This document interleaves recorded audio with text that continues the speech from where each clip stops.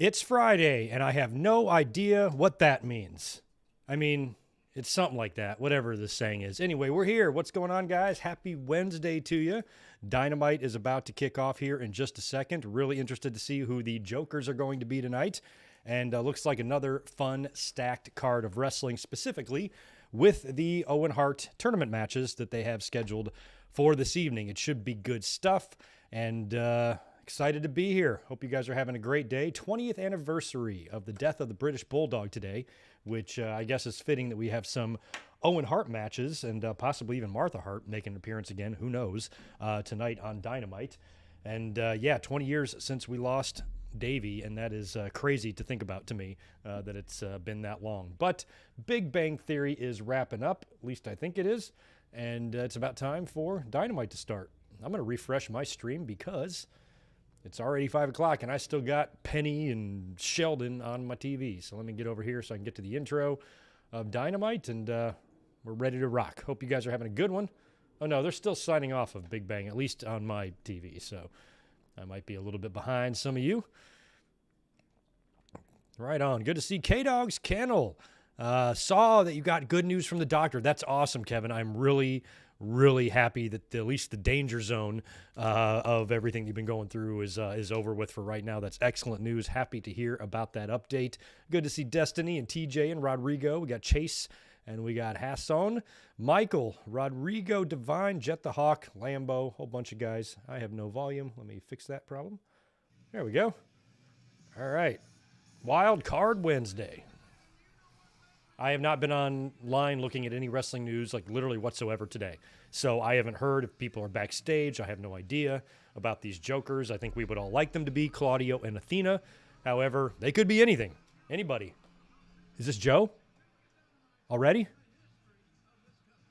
It is Joe. All right, we're going to get one Joker right now. Sweet.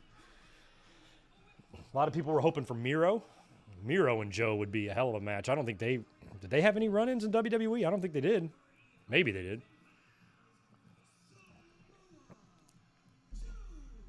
But Johnny Gargano would be another fun one. Claudio would be another fun one.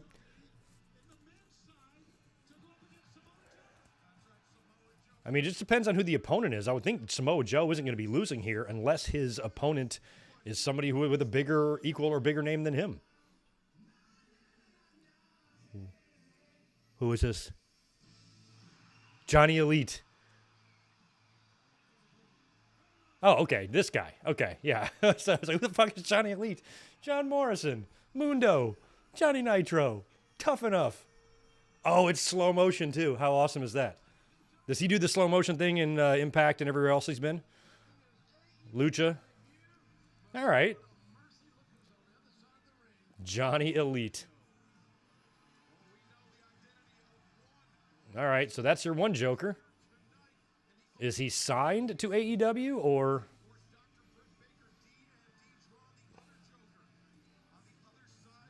I mean, what I said earlier. I mean, depending on who the opponent is whether or not I think Joe was going to win or lose this match. Now that I see his opponent, Johnny Elite's awesome and everything, but I'm not having Johnny beat Samoa Joe here.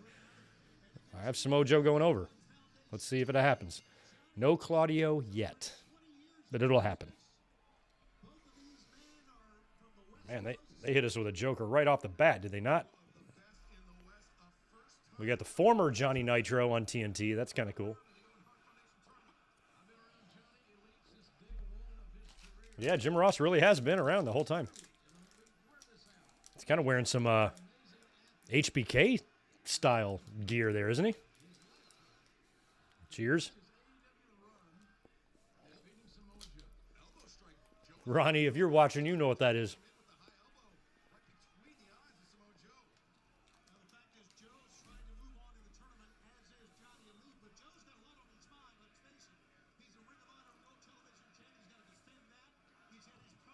They think Joe's going to kill you? Didn't catch the city tonight. Where are they at?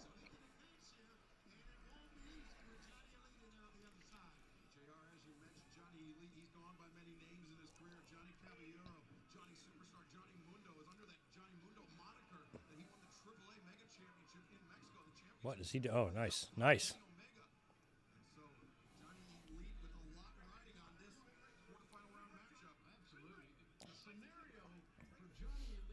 Yeah, I'm really hoping. I mean, he did say, I think I did see the news today that the two Jokers would be new signings. So I guess that means Johnny Elite is signed for now. And Athena would just be, you're wondering what the hell's taking anybody so long to bring her in, especially with AEW, who could really use, all the help they can get with the women's division. Even though it's improved, it still has room to grow. So she'd be an excellent addition. Joe knotting up them hammies. Oh, tonight is hometown for her, huh? Of Houston? Okay, so they're in Houston. Interesting. H-Town. And doesn't Theory have A-Town in his? I asked on Monday night, I'm like, what the fuck is A-Town? And they're like, Atlanta. And I'm like, oh, I thought it was Austin, like A-Town. Or I don't know. So that's kind of unoriginal. Every city just has the letter dash town is the nickname. We can be more creative than that, can't we? Oof. Like here in San Diego, we're the whale's vagina. Beat that fucking name. I dare you. Can't be done. There's no better city name than that.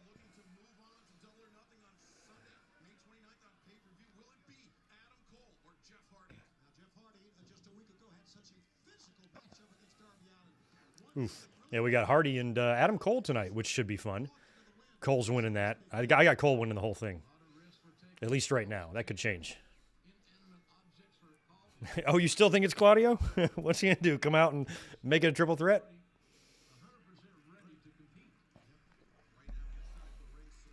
There's nowhere else in the tournament for Claudio to be now. So if he debuts, he's just going to have to straight debut.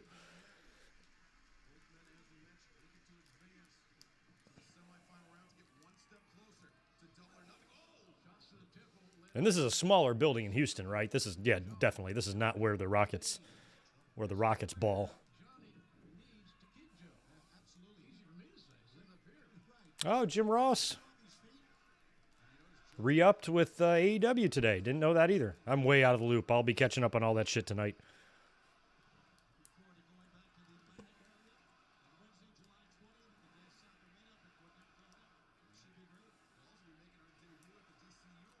I'm surprised Johnny Elite wasn't mentioned more. I heard a lot of good names mentioned. I think Claudio and Gargano were leading the pack, but he's somebody that all of us should have at least thought of, you know? Because I said as soon as the bracket came out and you saw Joe against a Joker, I'm like, there's a high likelihood that Joker is just going to be a mid-level star because it's going to take somebody huge to not put Joe over in that situation. I mean, unless Elite pulls off some big upset here. Ooh, that did not look great, but whatever.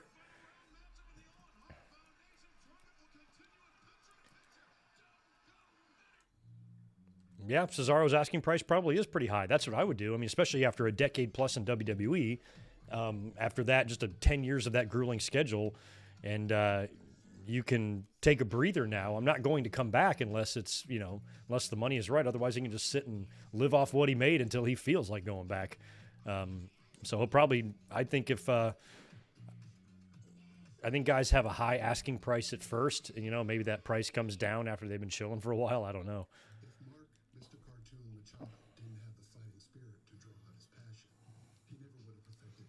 Nobody had Morrison on the radar because he was wrestling in Mexico?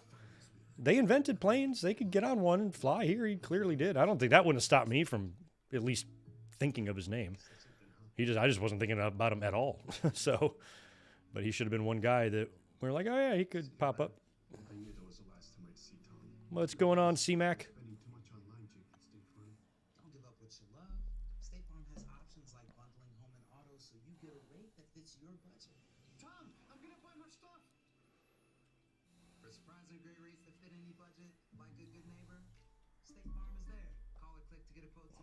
I think Claudio and Johnny should appear in Ring of Honor. I certainly don't think they should exclusively wrestle there. No. No. Way too good for that. But I think you're going to see a lot of AEW talent making appearances over there.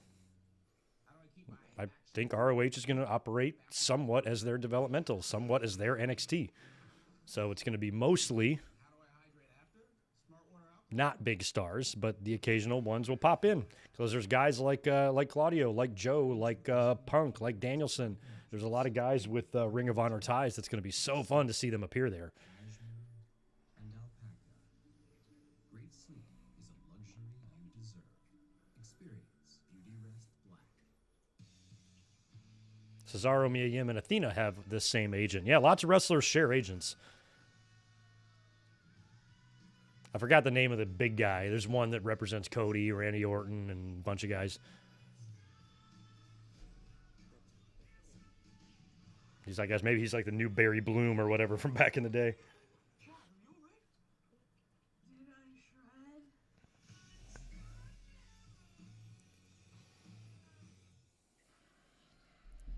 He goes by many names, but tonight he is Johnny Elite, and he is battling Samoa Joe. Wow.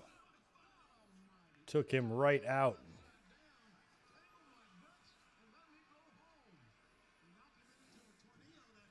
Samoa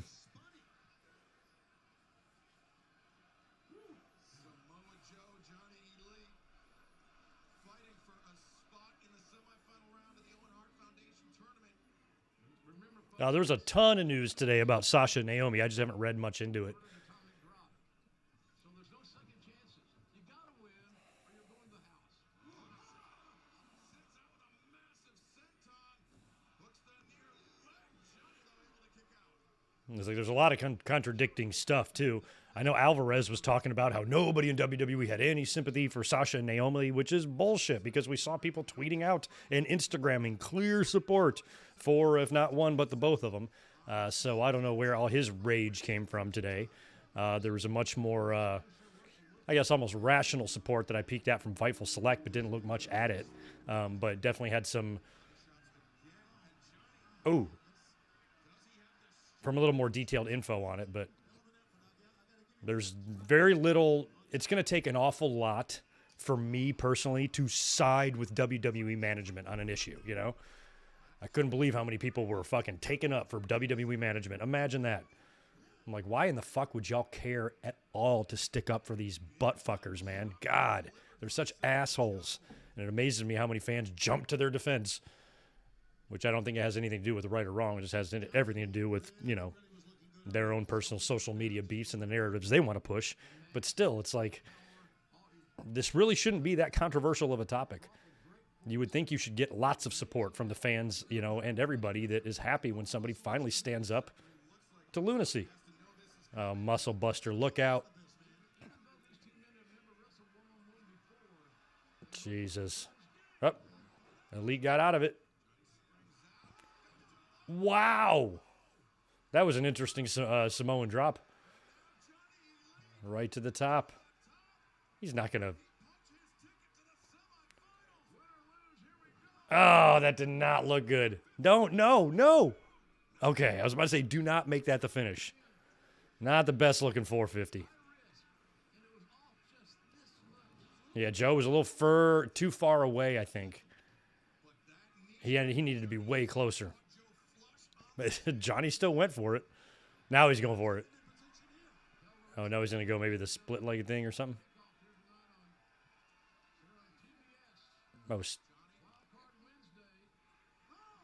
Oh, Joe easily had that scouted. Oof. What's up, Yachira? How you doing? Good to see you.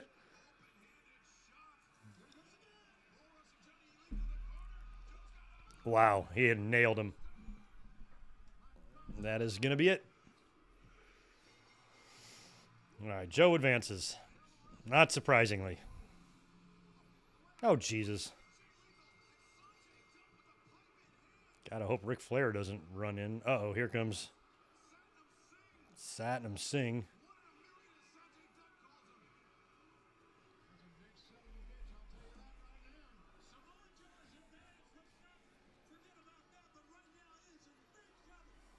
Oh, no. Is Johnny going to save him? Oh, lead pipe. Oh, they're attacking Johnny, too. Oh, man. Here's the besties are out there.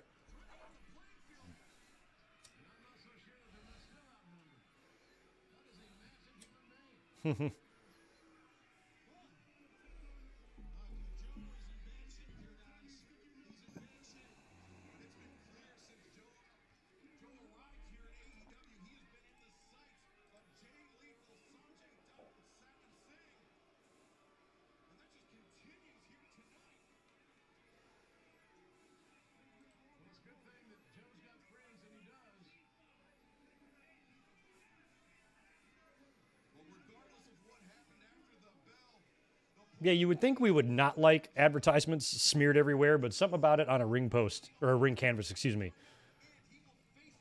Just reminds me of WCW a little bit. It's probably why I like it. All right, here we go. Joe advances to face the winner of O'Reilly and Phoenix later tonight. Cole. Oh, so we're getting the finals tonight. Holy shit. Okay, so it's going to be Cole and Joe. It's going to be Samoa Joe and Adam Cole, or is it going to be Kyle O'Reilly and Adam Cole in the finals?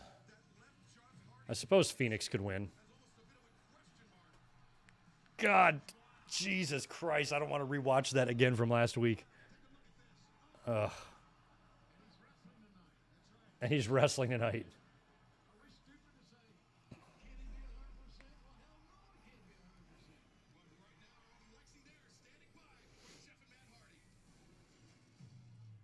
Breaking news here on AEW Dynamite. Jeff Hardy has officially been medically cleared to compete tonight. How do you feel? I feel good when I get out there in front of this crowd. The adrenaline that they can guide me with. Any adrenaline loss. Hey, you can hit me, okay? Hey, Doc, is he gonna make this? Jesus, we're praying for you, Jeff. Listen, dude. After last week, oh my God. You scared us after death last week. Terry Allen, thanks for the super chat. Are we going to get this match at Double or Nothing? Bucks and Hardys? Have you thought about taking the night off tonight?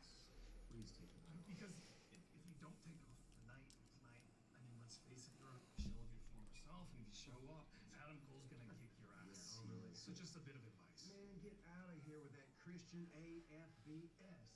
I got a tournament to win, y'all. Hey, man, you guys don't worry about Brother Nero.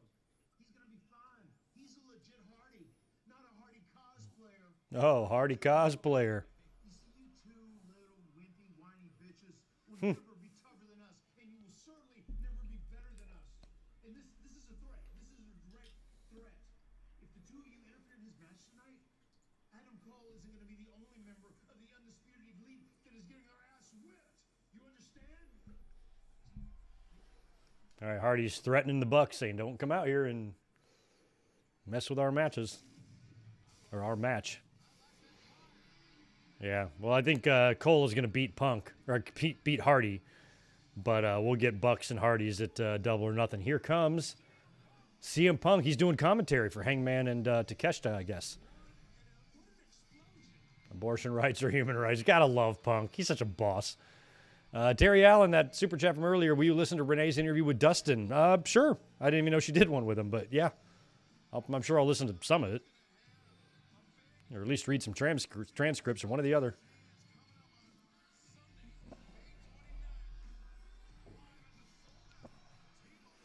This is the second abortion shirt Punk has worn on TV.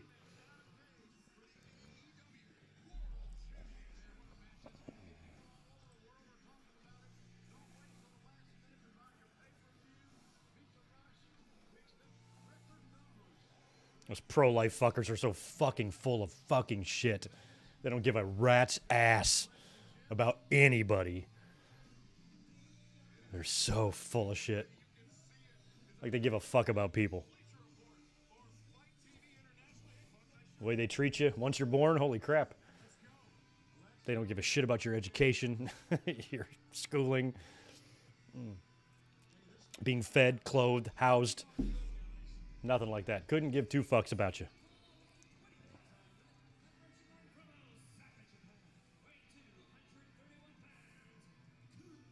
He's 4-2. 4-2. Put my butt in the seat. I like that sign.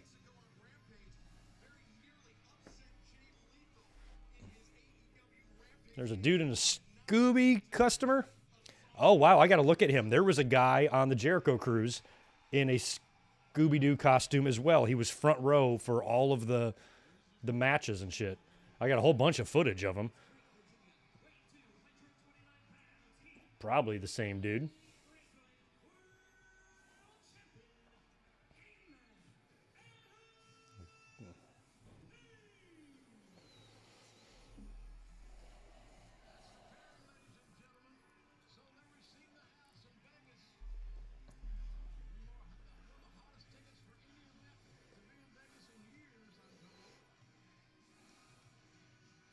Yeah.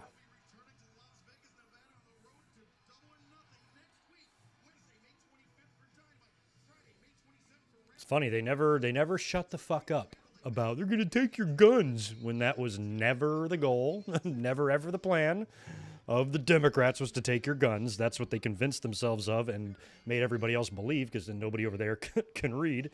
And then they turn right around and actually take something from other people while claiming pro-life and believing that more guns is the answer to racially driven mass shootings. How they can call themselves pro-life, I will never know. I think they're pro-asshole. I know that. Oof. Big clothesline.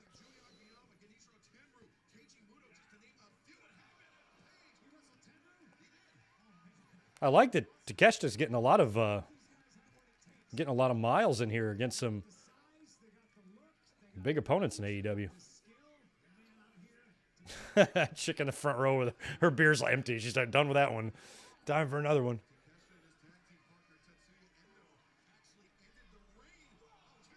Jesus.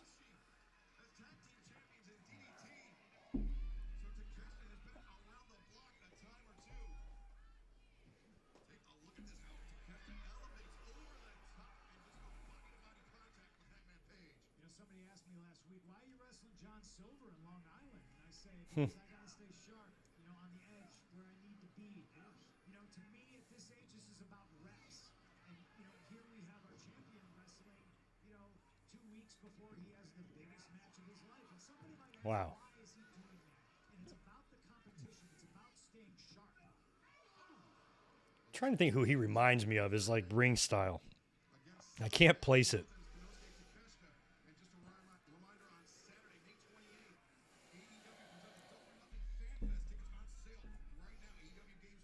Page retaining, he stays heel or goes heel, and he'll face babyface Omega at All Out. Maybe.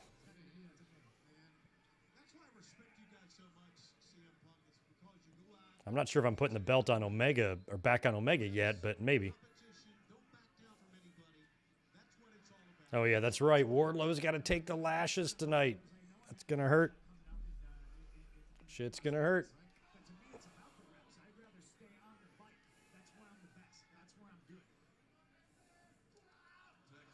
Ugh.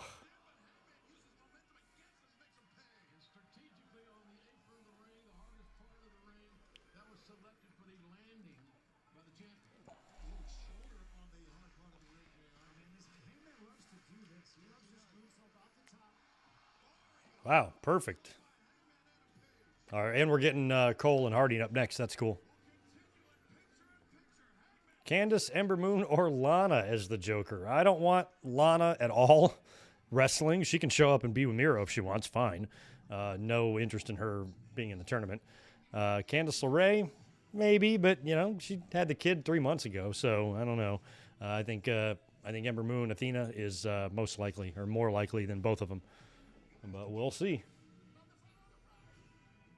It'd be weird for Candice to be a Joker and Gargano not to be, So I'm ruling out Candice.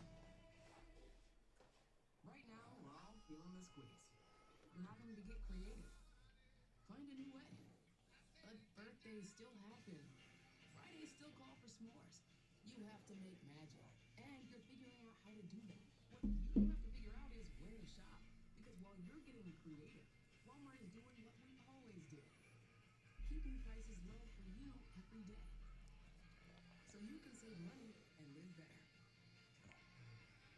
I think I recognize the narrator of that Walmart commercial. I'm watching Orange is the New Black right now. Just started it, and I'm just began season 3. And I don't even know the character's name on the show. Something like Pussy or something like that. She's the almost bald girl, the almost bald black girl, real short. And her voice sounded like the person in that commercial. I think it was her. Makito is a good candidate for the Joker as well, because you got to remember, just like Samoa Joe, the opponent here is Britt Baker, so it's got to be a pretty big name if this person is going to beat their opponent, beat Britt or Joe. So I think that almost helps the case for it to not be Athena, because if I'm bringing Athena in, I'm having her win her opener, unless they want to have her beat Britt Baker and really make a statement and go on to win the whole tournament or something like that. They really want to smash her over, but that seems unlikely. Seeing somebody like Makito come in and lose to Britt Baker in the opening round might be a bit more likely. And she has been in AEW before, but never been signed by AEW before. So Tony Khan technically wouldn't be lying if he said these are new signees coming in, if they've decided to actually ink her up. And Britt Baker can make quick work of her and beat her.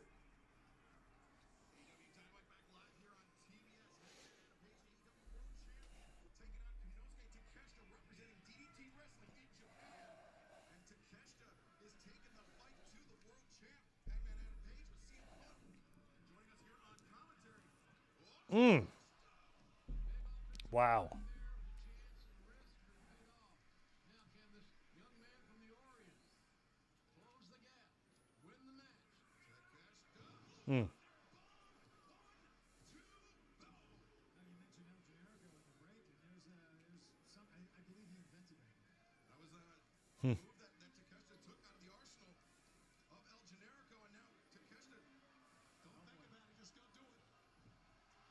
Wow. Chris Miner, thanks for the $2. You want Elias to be the Joker since his bro is WWE? I think Elias is still under contract. I don't think he'd be able to leave, although I think he has been off TV for way longer than 90 days. Yeah, I was kind of right, Sonny, about the name. I'm still bad at and I'm like that with every show. I just we finished up The Office a couple months ago and watched all 9 seasons of that.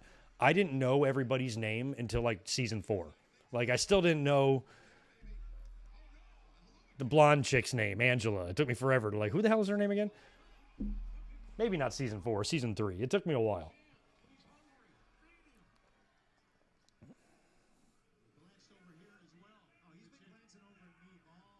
Oh, big German right on the back of the neck.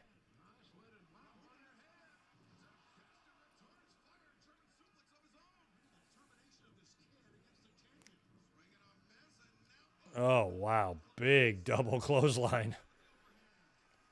You don't see many double clotheslines like that. They always both leave their feet and kind of do it the same way. These guys just ran into each other and then just both fell back. Pretty good.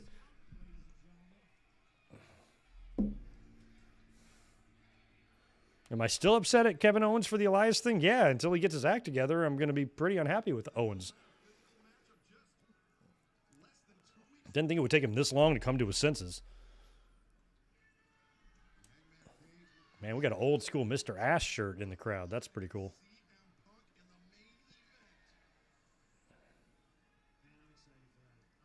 I'm excited. I'm all things. It's going to be one hell of a show. I get it being nervous. I do. I get it being excited for it. There's nothing wrong with being nervous. If I wasn't nervous, that means I didn't care. I care about this. This is the most important match of my entire career. Jeez. That says something because you have had some big matches, man. Oh, look at this. Rampage thinking. Ugh. Deep cover by Hangman. No, just able to kick out. Okay, now's an important time in this match. How is Hangman going to react to not getting the pin on the power driver? Is he going to get right back in the groove, or is he going to mope?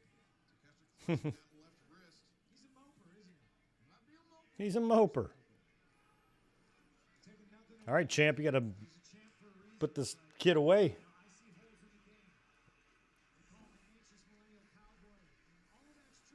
Oh, he's going to buckshot him here.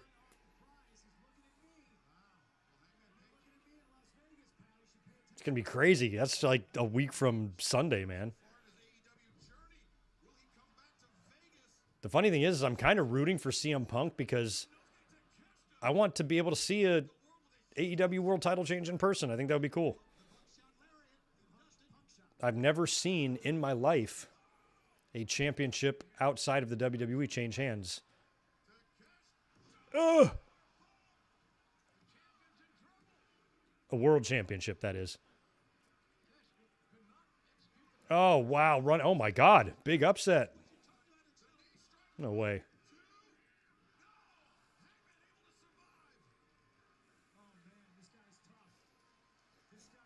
Yeah, Tombstone and a last ride. I'm loving this kid is impressing the hell out of everybody.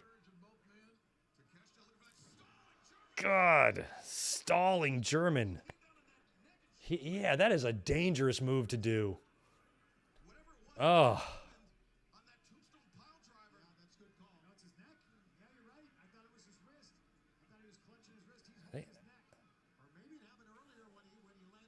I think he's all right. Don't show me a replay of that. That just looks like it's going to be rough. Like, I don't know why you would even put your neck in that position and risk it.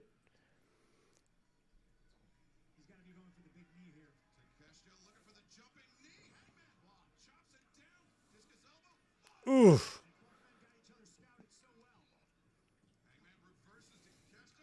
Oh, wow. Flying lariat countered with a spinning elbow. Or a discus elbow.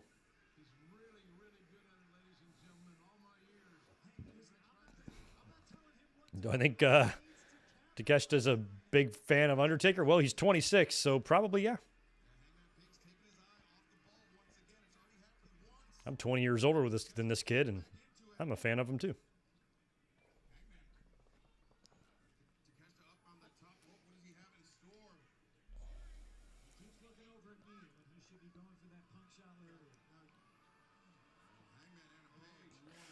Did he call it a punk shot lariat? Oh, no.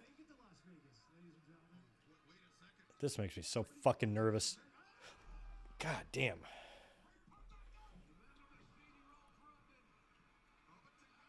There it comes. Boom. Ball game. Oh, he's up. He's going to GTS him, isn't he? Yeah. Boom. Oh, I kind of like the way he took it and sold it. Instead of bouncing back, he just went slump forward.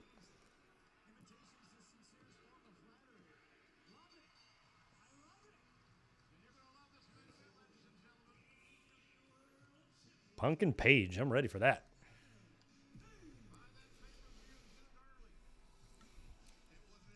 If you're just tuning in, Johnny Elite was the Joker in the opening round, or the opening match, against Samoa Joe. Samoa Joe got the win, moves on to the semis. And here we just had CM Punk on commentary, watching Page beat Takeshita in a really good match and hit him with a GTS for the win. Good stuff.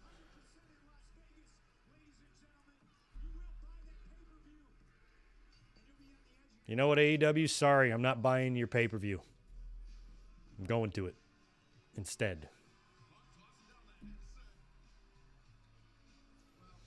I get super sketched out by crazy bumps because I'm an old man now, and I look at this two ways. I look at it, one, I'm imagining myself up there and how bad that will hurt if I botch it. And number two, I don't want these guys to die in front of me. Closest I ever got to that was watching the Owen Hart shit live, and I'd rather not experience anything like that again if that's okay. And when you're watching live TV, just like with football or any other dangerous sport, it's only a matter of time before it happens, you know. Every so often you get a paralyzed kid, or you get, you know, a really, really, really gnarly injury. And that can happen anytime two guys are up at the top trying to figure out how to do a goddamn Spanish fly. It just freaks me out. Spanish fly into the crowd from the top rope. We're gonna get. I don't think we're gonna get any. Oh, we are. Punk's walking right to him. Here we go. The ramp is sloped, so Punk looks way taller right now.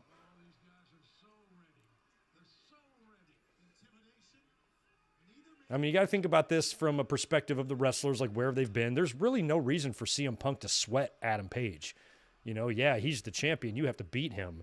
But shit, the names that Punk has been in the ring with, all of them, you know, including The Rock, John Cena, Triple H, Undertaker, holds victories almost all over most of them. Punk never beat Taker, did he? Unless he won some weird rematch or something they did. Michael Kumo, thank you for the $5 as Excalibur belts out some DraftKings shit. Sheamus winning the WWE title at Fatal 4-Way was the first world title changing hands in person that you saw. And I went to shows every year from 95 to 2000. That's crazy. Wow. Yeah, I didn't see a WWE title change hands. Yeah, until the 90s myself. I saw Austin win a couple of them, which was really cool. And then it kind of gets fuzzy to me. I know I've seen another one. I just can't think of when they happened. I saw Triple H win the title at Unforgiven. That's another one.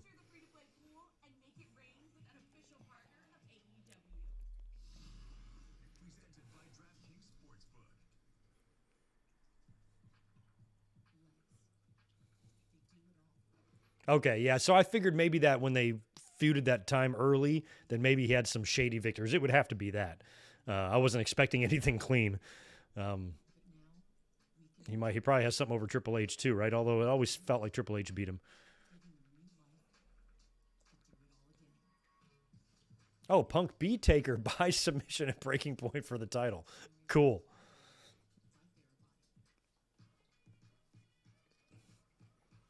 That was awesome, C-Mac. One of my favorite matches ever. Underrated Brett and Diesel at Survivor Series.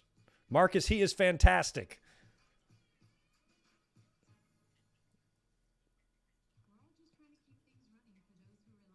Yeah, so they did some shenanigans to get Punk to victory over Taker. Well, yeah, my point was, you know, Punk not only has been around the block a lot longer, been on a bigger stage, worked big matches against bigger opponents. He's not too old to be overmatched by Page at the same time. So, you know, if I'm CM Punk, I'm going into Double or Nothing with a supreme amount of confidence, saying I've taken nothing away from Page, but I've faced better, I've beaten better, you know, is the way I'd look at it if I'm Punk.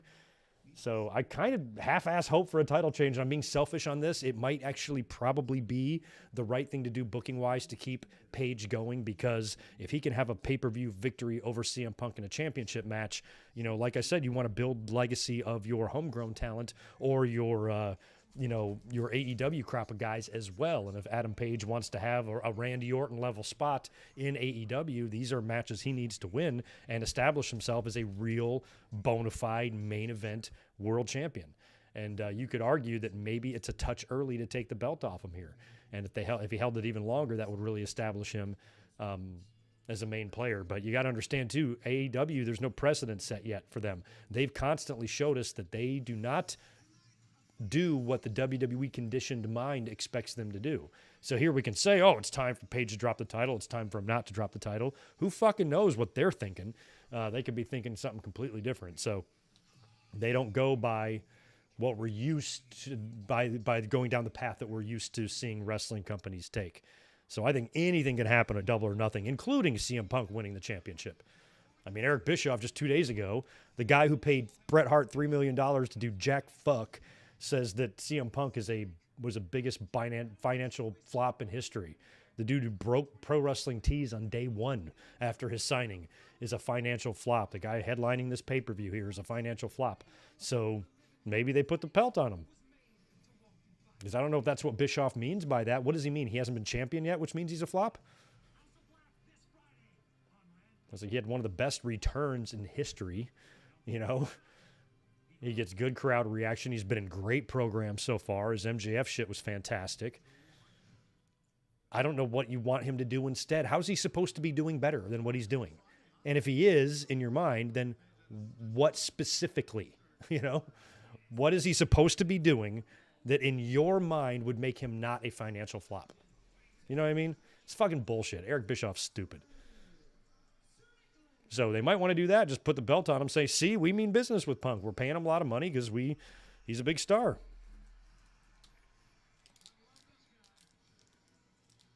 All right. These guys seem like they're a full-blown team at the moment.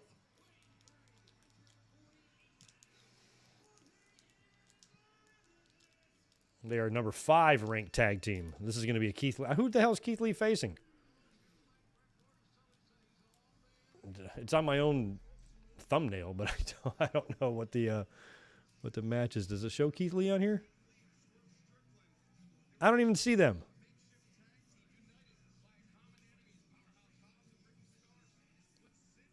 I have no idea. Oh, this is some... Oh, yeah, this is a tag match. Okay. I didn't see this one advertised, so I'm like, what the hell? What the hell?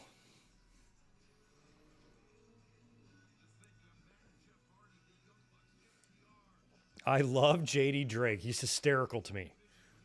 He might be my favorite guy in the company.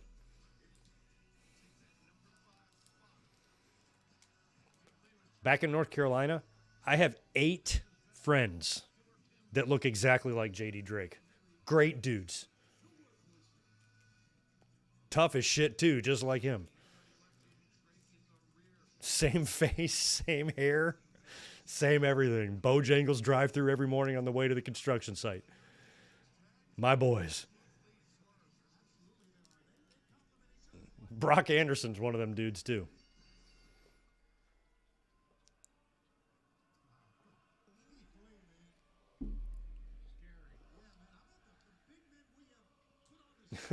Oh, bask in his glory. I would have sworn they're saying, oh, this match is boring. Don't teach the fans that. They might pick that up and start doing it. Fans would sing that, and then Corey Graves would be like, the WWE Universe is very excited about this match. They're very amped up for it.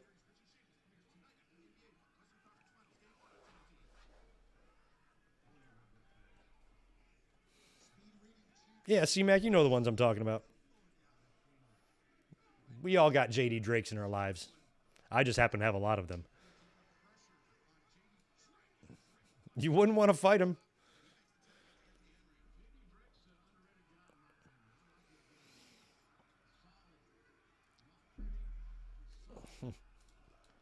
Trucking Discord. That's awesome.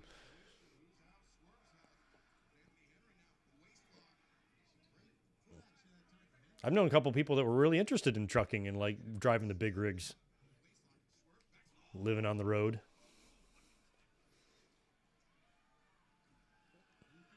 Get yourself a nice enough place with a sweet ass quarters in the back, man. Nomad it up. Oof. So what do you think? Do Swerve and Keith Lee have any chance to win this match? Or are they just completely outmatched here? I mean, it's going to take a lot to get past the likes of J.D. Drake and other guy. Nice. Nice. Nice. Lee's even laughing. He even thought that was absurd. I did too. I'm like, I don't know if all that Jesus. This poor fella. Who goes in and says, no, just dye the front part. Leave the rest the regular color. Oh. I think Swerve Strickland on Twitter the other day was trying to get us to name that finisher. I don't know if they've come up with one yet. I couldn't think of one.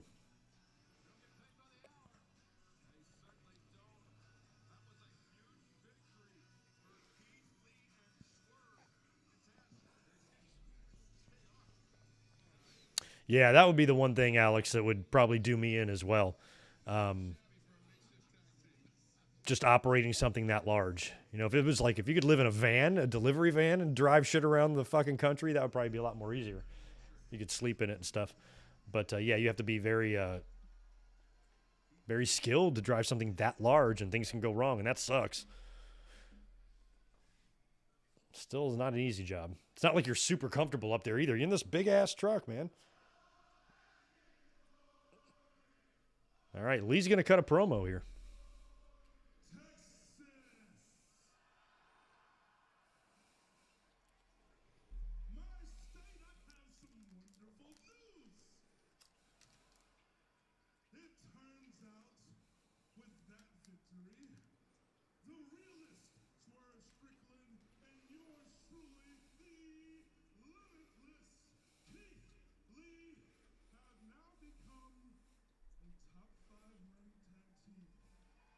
Top 5. So what does that mean?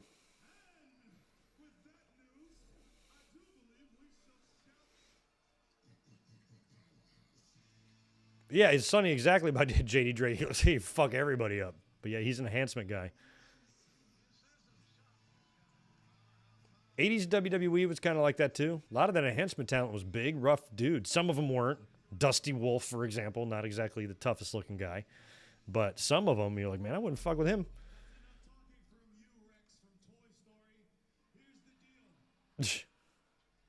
I don't know what that, I don't get that reference.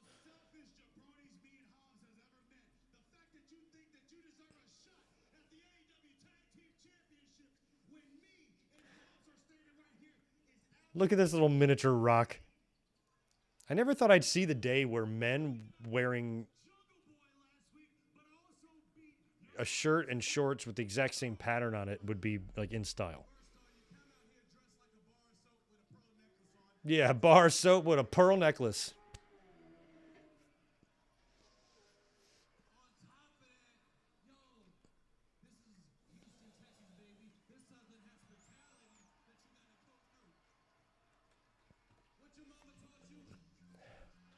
Oh, good.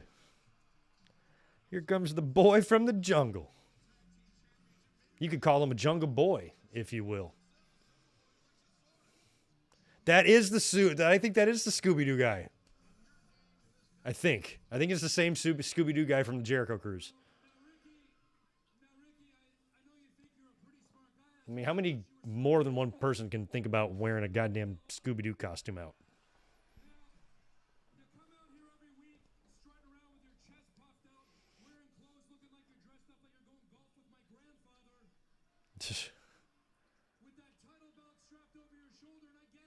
At least everybody's making fun of Ricky Starks for that ridiculous shit he's wearing. Now, don't get me wrong, you're both worthy teams, you're both top ranked, but you're not the best. We are the best. And as the best, we are used to being challenged, and we're going to go ahead, we're going to go outside the box here, and we're going to challenge you. Both of your teams versus Jurassic Express in a three-way for the world. A DON?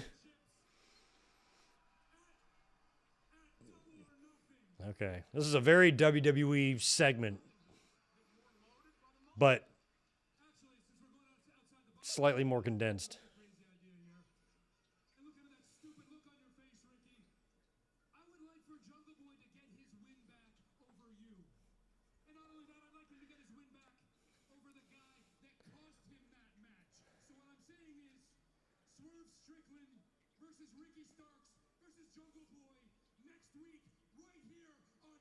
Okay, so this whole thing is going to end in 2 triple threats, a singles with Starks and Jungle and Swerve next week, and then the 3 teams will battle at Double or Nothing for the belts.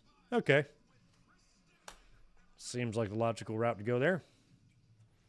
Ricky looks like he got back from the yacht club. Like, the Bucks do the same thing, like wearing like a flower print shirt with flower print shorts. It's like so fucking, I'm just because I'm old and I just think this is ludicrous. But okay, so Statlander's from Earth now. She made the move. Fucking moving costs must have been a bitch.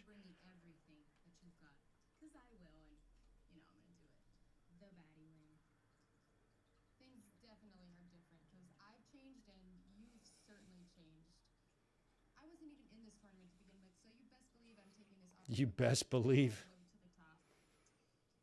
There's nothing personal about this anymore. It is strictly business. Speaking of strictly business, I thought it was so Jesus Christ, Jade. alien girl here to think that you guys were friends. She needed a real leader. Jade plays the fuck you're paying dues character so well. She's excellent at it.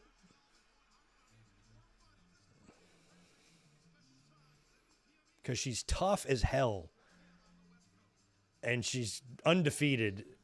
And she's a champion. It's like, but even the audience can see her inexperience will cost her, at some point.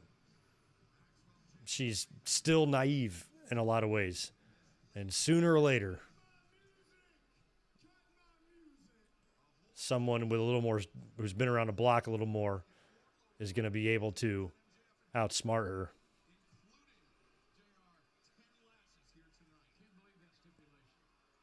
And I can't wait to see who the hell that person will be. Who the hell would they even be on your radar right now to beat Jade? Because you got to save that for someone, That's not a distraction roll-up victory right there. That's going to be a big win. Or at least I hope it's not a distraction. MJF's a heel again. Houston, Texas. Houston's a huge city.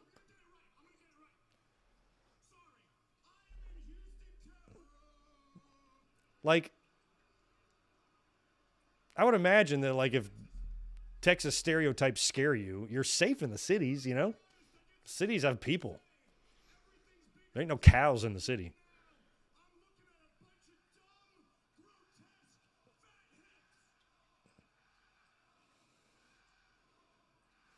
Houston's great. Texas has got a lot of big cities.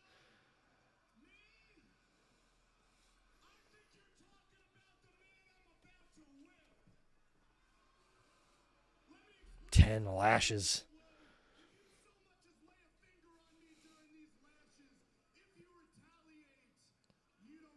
Like, it's probably not going to be the worst pain he's ever experienced, but imagine, like, having to go to work today and you're like, fuck, this sucks.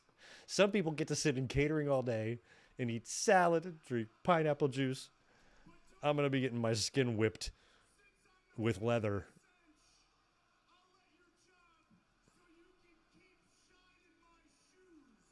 Help me out with lashings storylines. Who's been lashed? Tommy Dreamer took the caning back in ECW. They've done other whippings, right? I just can't think of any offhand. Just can't think of any right now. Wardlow. This is great. This is Goldberg vibes. The way that door rose like that, it's like little details like that.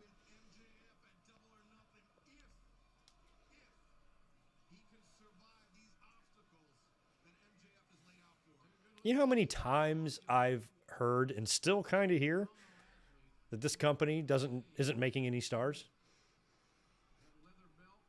I'm like, it's happened a lot. What are you talking about? And we're in the middle of experiencing one right now. I mean, provided they don't make some huge fuck up here or go in some wrong direction or something catastrophic like an injury happens. And even that could only put him on the shelf to bring him back to even bigger pop.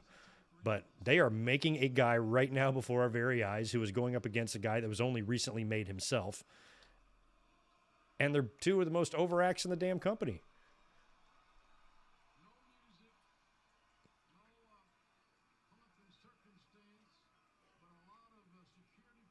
Where WWE dropped the ball with Braun Strowman when they kind of had something similar going here, I don't think they will in AEW. I think they're smarter than that.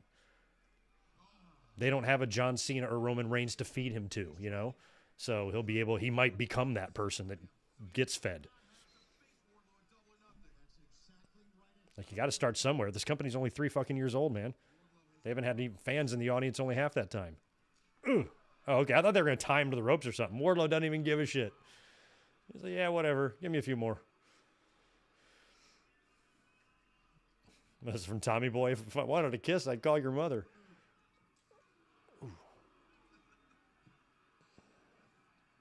Wardlow no selling it. Look at MJF. God damn it. Okay, I'll try it again. He's up to 2. I wonder if he's going to rapid fire any out of frustration. He couldn't get his shirt off. MJF's great.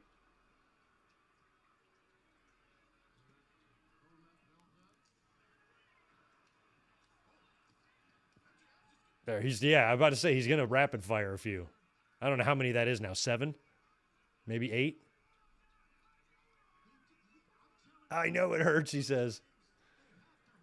This is great.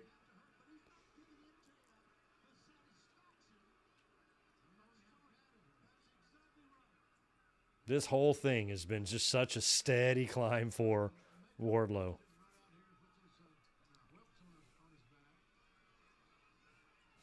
Look at Spear. He's like, I'll try. I mean, are we even going to get a wince out of him, or is he just going to...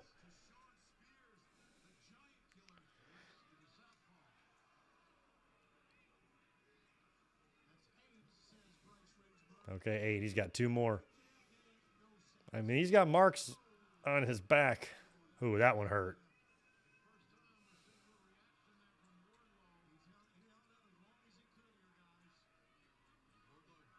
Like, you'd think MJF might be shitting himself a little bit here. He's like, oh, yeah, I might be super fucked.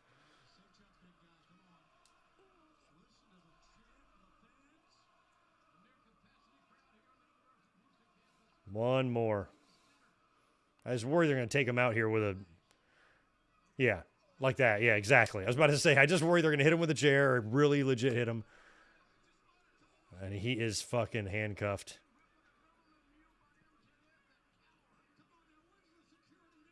This is good because we got another show before the go, or next show is go home.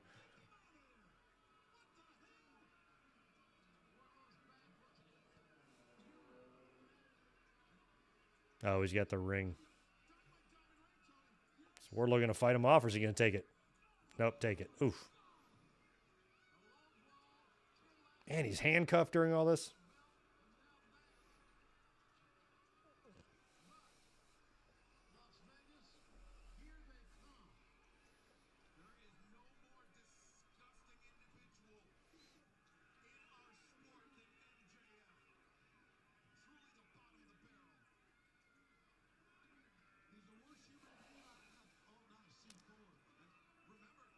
Taking all this shit handcuffed.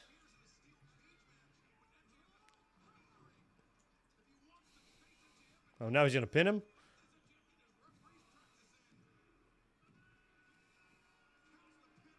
Oh, no.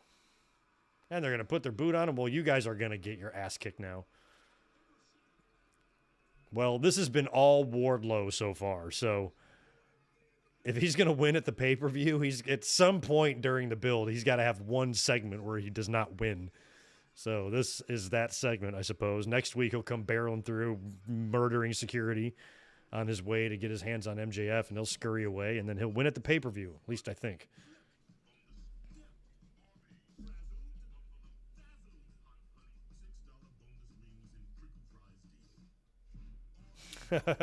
He's actually getting whipped. The belt doesn't hurt as much when it's folded.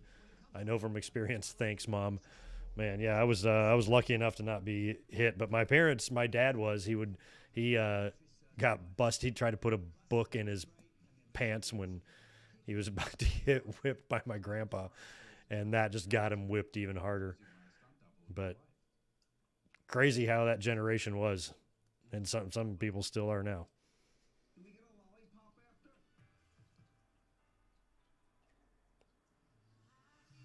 Guess I've never tried to whip anybody with a belt. I would imagine it doesn't feel great.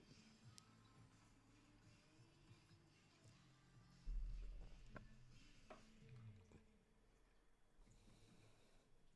mean, seriously, guys, isn't it strange that with all of us in this giant Sirius XM, like 100 Yeah, MJF kind of had a fucked up looking spray tan there. No secret that wrestlers do that. Back in the 90s, it was more tanning beds, so you wouldn't see that. But, man, for big pay-per-views, you would see one of the ones that I laughed at the most was, I think it was WrestleMania 14. And Triple H was fucking beat red when he really had more of a fair complexion every time we ever saw him on TV. But this is pretty much his biggest match to date in the company, and a big one for a championship against Owen Hart. And He got himself all tanned up. It was hilarious. But you didn't see a lot of that stuff running back then because I don't even know when they invented spray tans, but it seems like a new thing.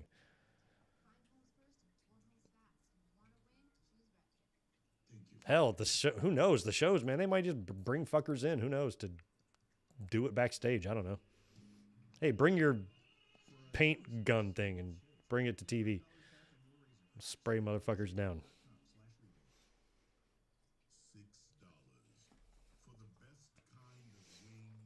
Oompa Loompa. Yeah, short guys don't need to be looking orange. You know what I mean?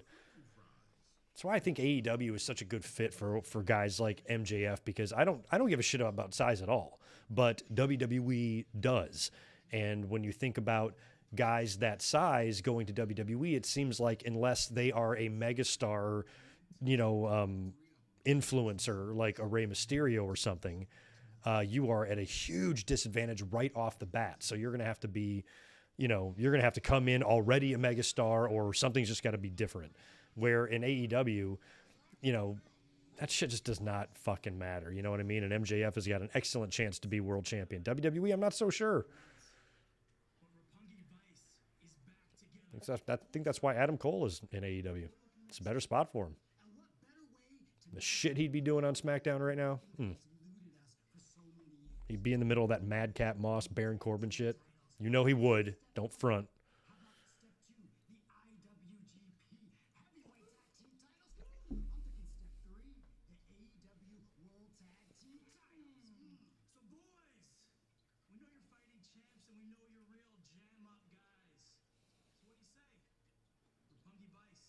Orange highlights, and it took hours. Wow.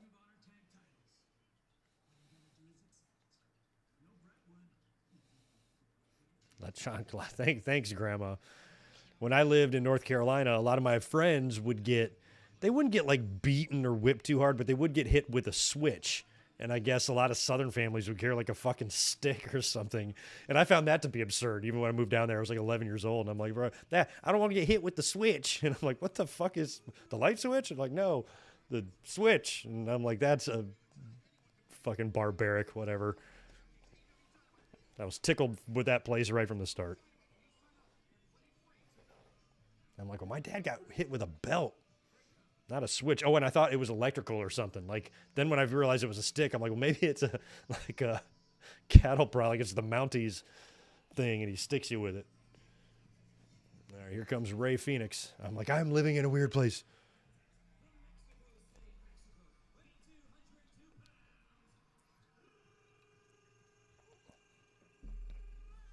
Nice R rolling there. I think I was quick to pick Phoenix to lose this, but I don't know why. I think this is a toss-up here.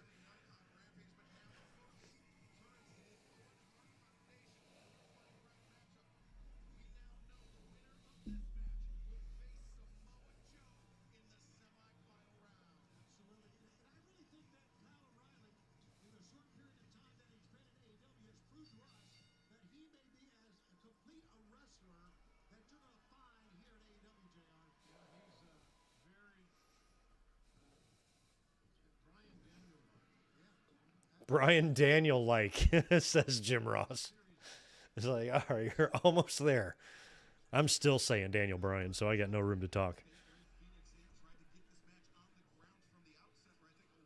Took me until 2012 to stop calling WWE WWF.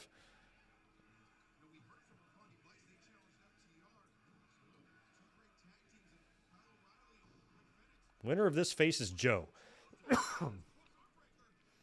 What kind of match do we want here? Do we want O'Reilly and Joe?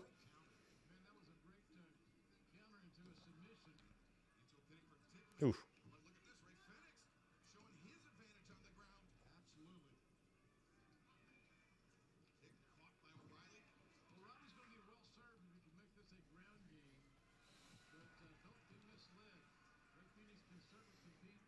Oh, yeah, I forgot about Jericho and Regal's confrontation. Oh, remember the Duchess of Queensberry match? Holy shit.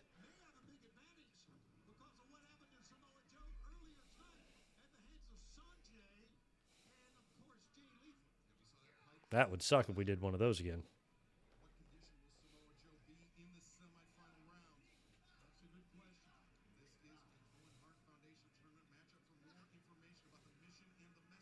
I didn't see Martha Hart there, no?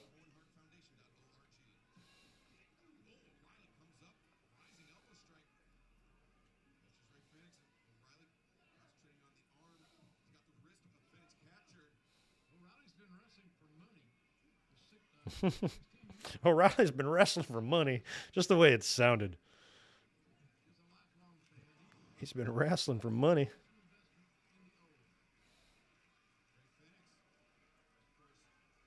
It is going to be weird to be in the same building as Martha Hart in a couple weeks.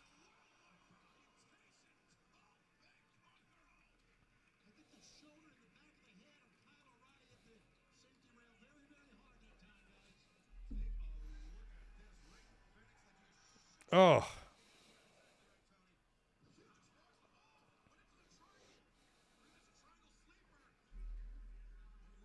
Yeah, was that the same feud as when he beat in the T? And then Regal with that fucking look on his face. Oh, my God. Those were the best times, man. I don't know how old you were, if you were like me, enjoying that shit every Monday live, looking forward to it. Who looks forward to Mondays? We actually did back then. I had a whole routine on Monday. It's a whole fucking production. Make dinner and enjoy myself, watch the show. Then I'd do my hotline thing if I was doing that. That'd almost be like a pre-internet, but that's, you know, that's how you did it back then.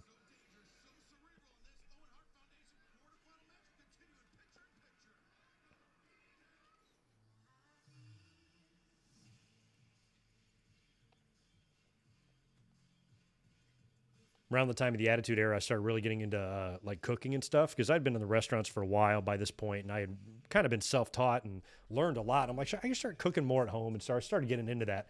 And so on my way home from work on Mondays, I would pass this like fresh seafood place where you get just fresh fish and stuff like that. So basically every Monday on my way home, I'd hit there and just get whatever the nicest shit they'd have. Sometimes even lobster, but just whatever they had there that looked really good, really fresh, came in.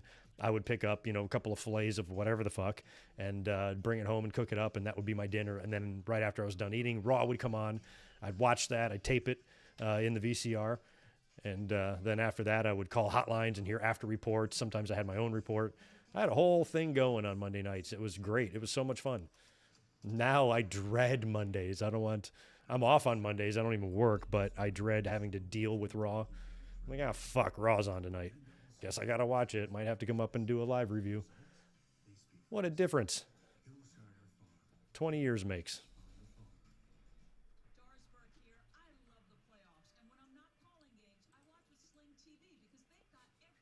Doris Burke. Anybody got Sling? How do you like it?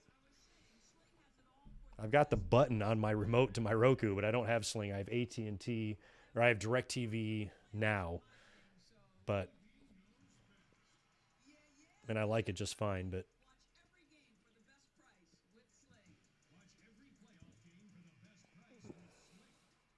they all seem to be the same price, give or take.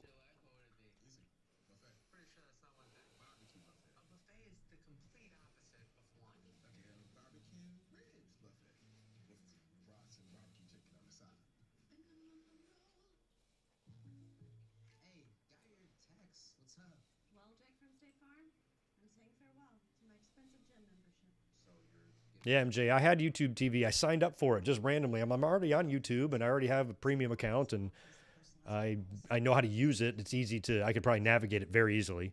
And so I got it, and then I bought it on a Mondays for some reason, and I tuned into Raw that night and realized that I couldn't watch the East Coast feed here on the West Coast. So I basically had to wait until 8 p.m. local time to watch Raw. That's not going to work for me. So I canceled it immediately and stuck with what I had. So if I lived on the East Coast, though, I think I'd have YouTube TV. If I ever move back, I'll probably just use that.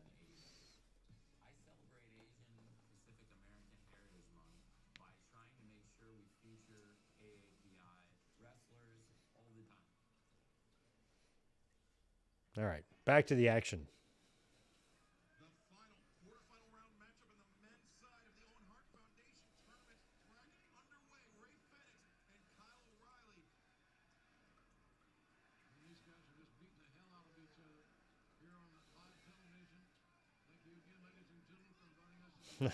Wow. You weren't allowed to watch Raw until 2000. Before that, I would watch it in secret and would peek over to see if I didn't get caught. Wow. I couldn't imagine not being allowed to watch that. I wonder, though, if when I was a kid, if the content would have been like that. And I still don't think my parents would have given a fuck. Like, they would have been fine. They were very cool. They weren't going to let me watch anything too crazy. But once I was a teenager, they were pretty much fine with whatever.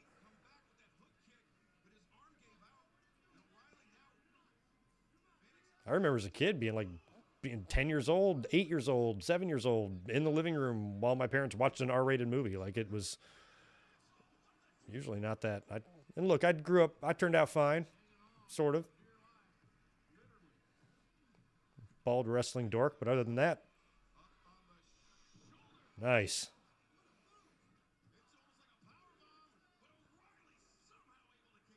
But I think if I watched a lot of it in front of my parents, they might start getting a little sketched out by like, God damn, there's a lot of titties on this and a lot of blood and a lot of language. I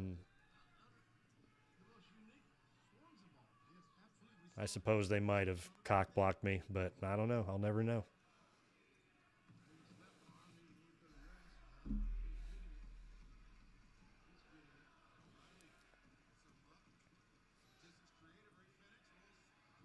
Oh, wow. No. I'm really still completely split who I think will win this match. Might be fun to build to the O'Reilly and Cole potential final. So I could see him winning. But Phoenix and Joe would be super fun. And probably a bit dangerous.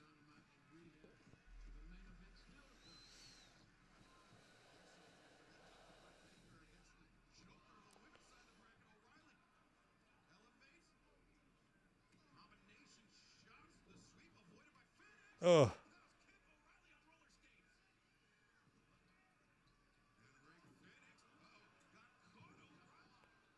Damn.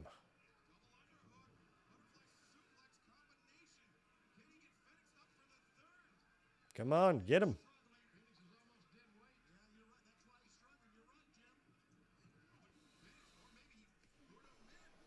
Mike, only one Joker so far. It was Johnny Elite, Johnny Nitro, Johnny Mundo, John Morrison. Oh.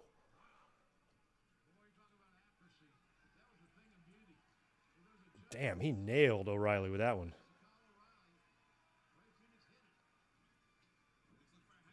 Wow.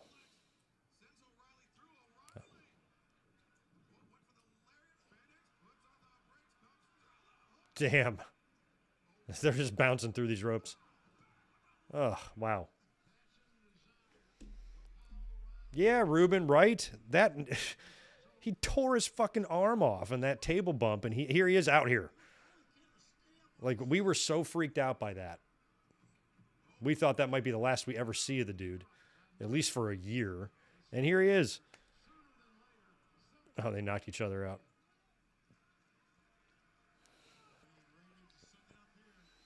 See, I used to have early bedtimes when I was a little one, but back then, most of the wrestling that I watched wasn't on at night. It was on like in the afternoon, Saturdays and Sundays. And then the Saturday night's main event shows were usually at night on the weekends, and I could stay up as late as I wanted.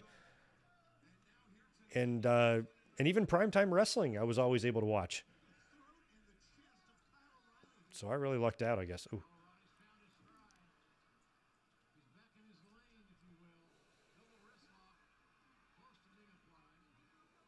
Oh, my gosh.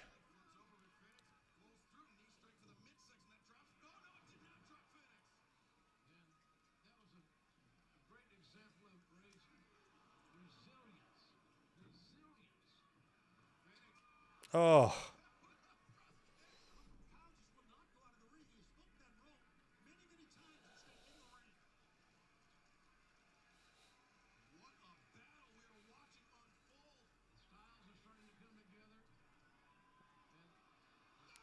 Oh, wow.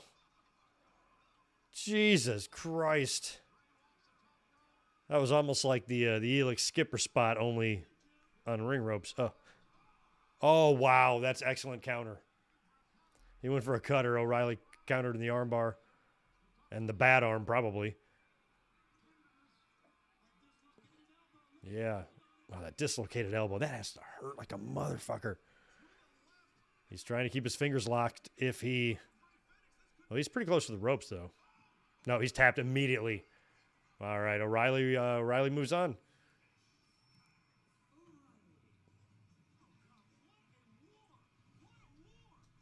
That was a war. All right, final four. Cole, Hardy, Joe, O'Reilly. And we're going to get the answer to one of these tonight. Crazy.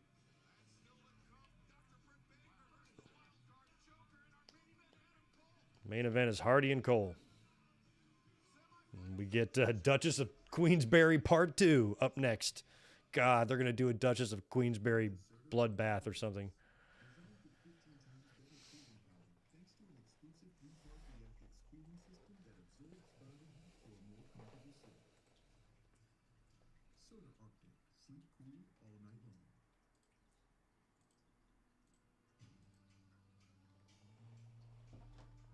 Yeah, he was looking rough. Yeah, he was belted up bad. He looked way worse than Wardlow did.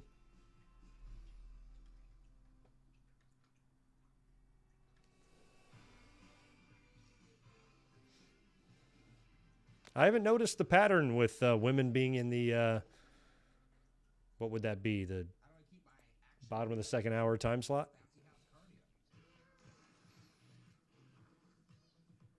I mean, what define always? Like 3 times? I don't know. They've had a lot of dynamites. But yeah, there might be a pattern there. Not sure why.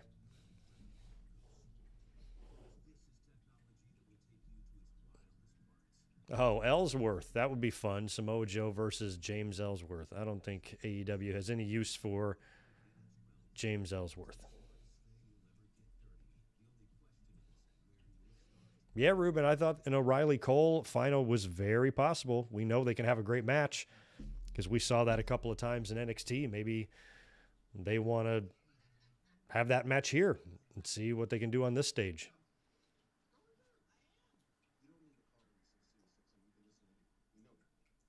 I mean, when you're picking the winner, I mean, do they go, how does it work? Do they go to the winner first? Do they go to Cole and say, look, we're going to win the Owen? Do they get his input on who he should face in the final or who, he thinks the opponent should be? And there would be a hell of a story there with him and O'Reilly because they were feuding at the time of their, in another company at the time of their arrival here. Now they're all under this elite umbrella, and there would be all sorts of shit you could build around it. So maybe that's where they're going.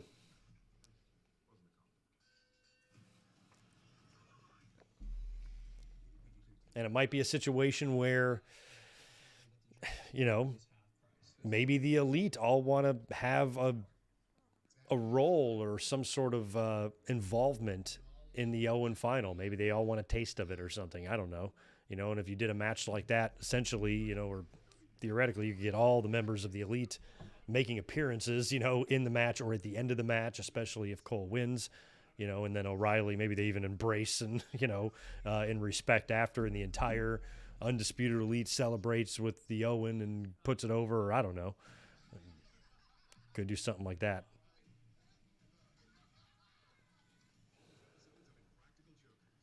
Yeah, it'd be cool if Roddy, they would just let him go. Let him go. But they won't. They're dicks. God forbid we let a guy just go get the hell out of a place he hates, go be with his friends and his wife. Can't have that.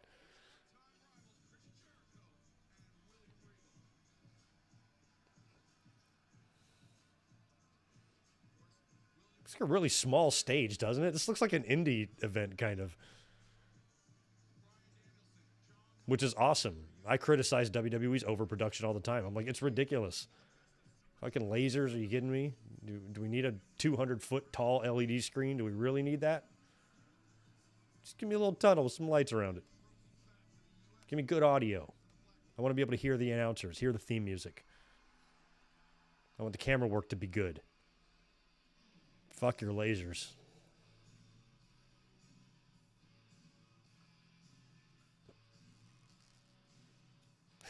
These guys coming with him. Oh, crazy.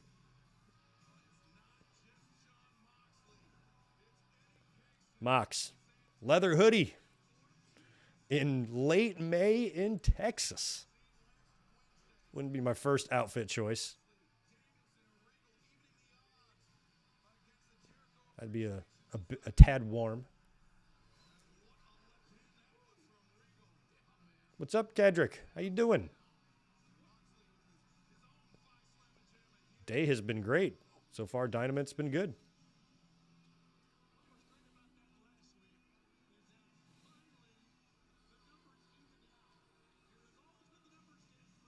I love the dude with the Britney Spears shirt.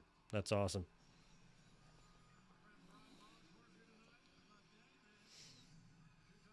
You will perfect the Moxley walk. I don't like the Moxley walk.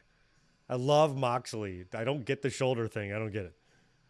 Maybe there's nothing to get, but not my favorite thing he does.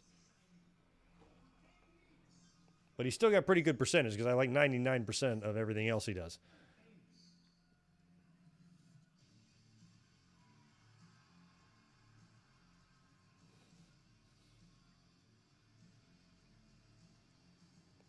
Most people are not liking the JAS. I'm kind of with them. I thought Inner Circle was great. I've liked Jericho's work in AEW. I think like he's been trying really hard. And trying his best to give rubs to as many other people as he can, as we can see here. But I don't think this is as good.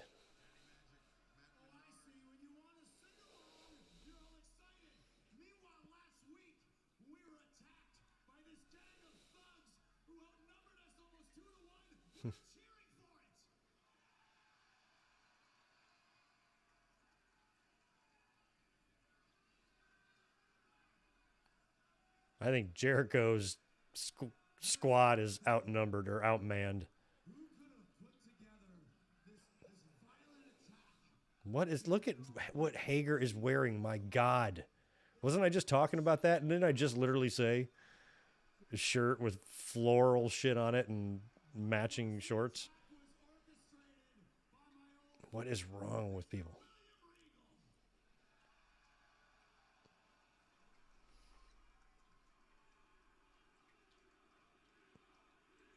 Regal's so over.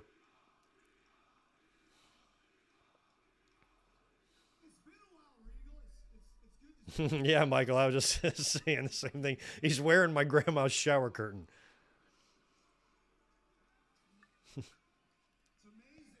Motherfucker.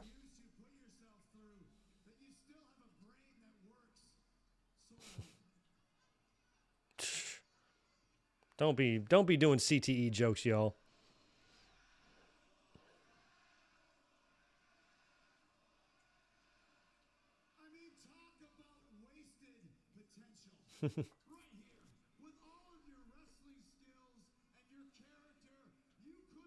Regal does look great.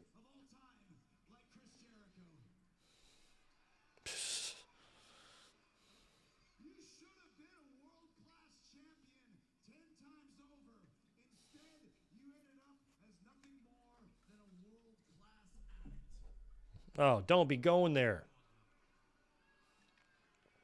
You've done this angle before.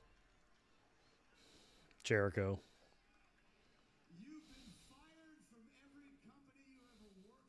Ugh. Until you weaseled yourself into AEW on the coattails of your proteges. And what a collection of proteges. He looks like he wants to go to the beach. He does.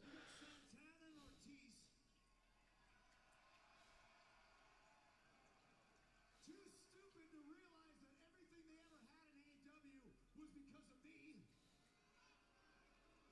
You got Eddie Kingston.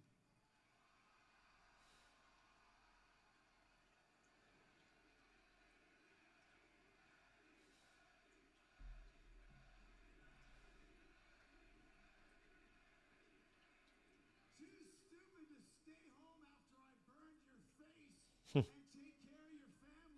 Does he still have the scar? It's gone. Once again, if you need any pointers, just have her give me a call. And then you got Bryan Danielson. I like Jericho's wearing 1995 Undertaker gloves.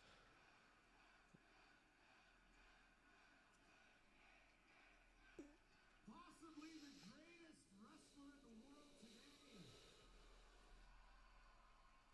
Yet nothing more than a squeaky clean nerd. He's not a nerd. Whip your ass, Jericho. Drink or did a drug in your life, have you, Brian? I'll tell you this, stick with this lot long enough, and Regal will be shoving disco biscuits and whiskey down your throat until you gotta join the program with Moxley. God damn.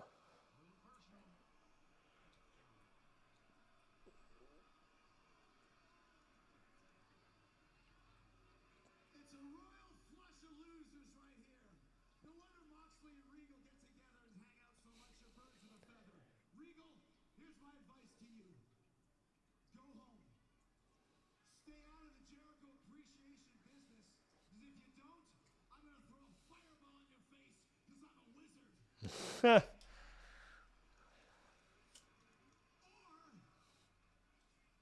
maybe I'll just take a piss in your tea again. Oh, there they go. They had to reference it at some point.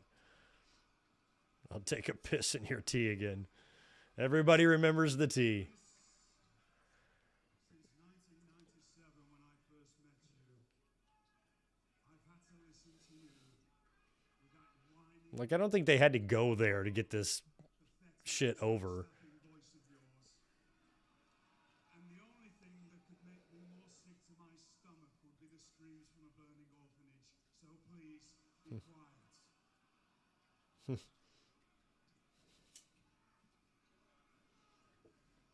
You may be right, and you've hit a few home truths there about my past. But there's one thing in the last 21 years. Are they going to set up some shit for Double or Nothing or something for next week? And that is that for every single time that I was on a show with you, and that's, as you know, you've got a book about it, hundreds and hundreds of times. Well, when I wasn't wrestling you, and even for my time here in AEW, whenever you were in the ring, I would go to your locker room, and I would open your bag, Oh, God. and I would take out your toiletry bag and unzip it very gently, take out your toothbrush, and stick it right up my bottom. I don't think he really did that. No. You are disgusting. How could you ever do that to somebody? How could you ever? Actually, Flower, I did it to yours last week. No. Not enough toothpaste in the world. Please. It's obvious you I know what you want. I get it. Okay? You obviously want a fight, right? They want a fight. It just so happens, Double or Nothing, one of the greatest matches that me and Jake Hagar ever invented here at AEW. The ace of AEW, Chris Jericho. You want a fight? Double or Nothing is synonymous with one of the greatest matches ever created. Oh, no. We challenge you to the third Stadium? No. I was going to say, do we want that? We're not in a stadium at Double or Nothing. We are not getting sucked into your little sports entertainment vortex, all right? Stadium Stampede was a different time and a different place. In this situation, I think, calls for you all to get your asses kicked live and living violent color in front of an arena full of screaming fans. Is it going to be a blood and guts then? Is that what we're going to do? And Regal is going to say it? So here's what's going to happen at Double or Nothing. It's going to be you five, Let Regal say it. us five. Give the microphone to Regal. Gang rules. Anything goes. Glorious, violent madness in Las Vegas until you five are all clean like stuck pigs.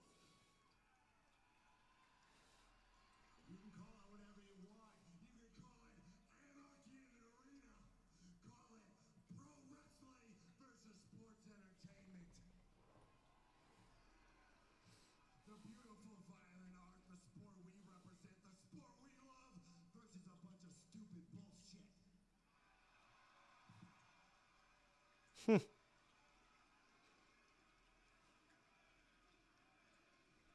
yeah, Eddie, the best promo guy out there, hasn't talked yet.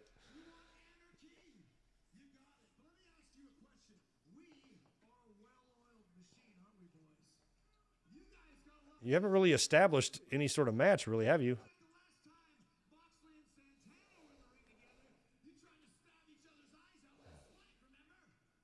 Yeah, remember?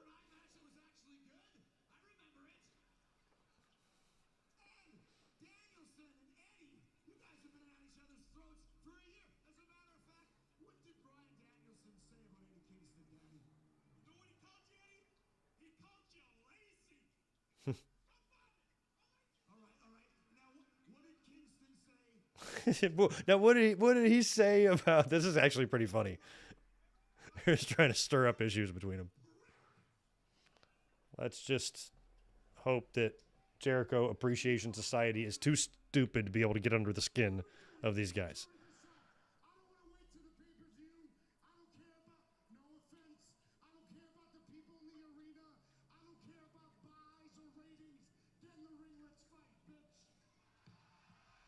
Well, you know they're not going to do that.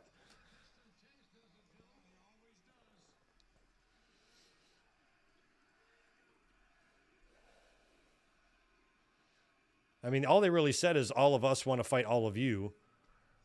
So, do they really, other than that, did they say what kind of match they want?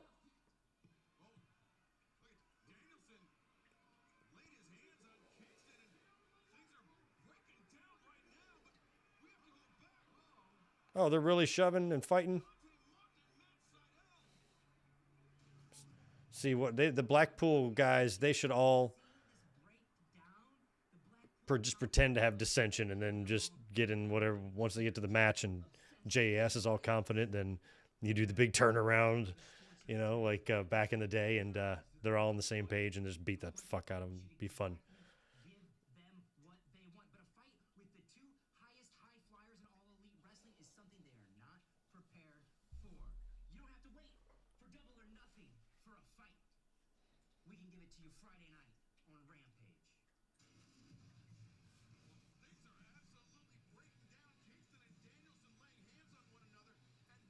Yeah, he is a lot like Ziggler.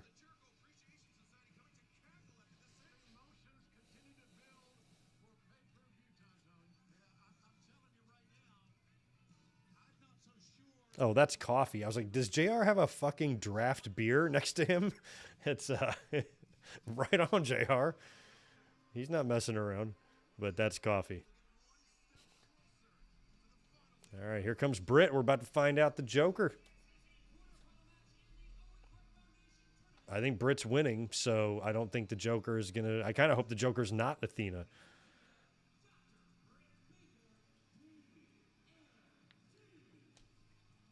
I think Makito is a good bet. Oh, I was like, who's coming through the tunnel? I forgot. It's Rebel.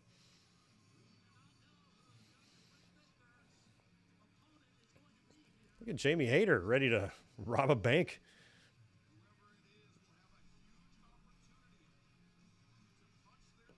Came for Sammy and Ty. Did you see that sign? That's great.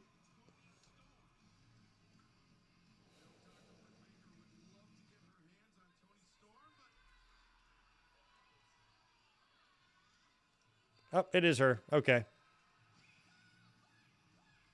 She's back.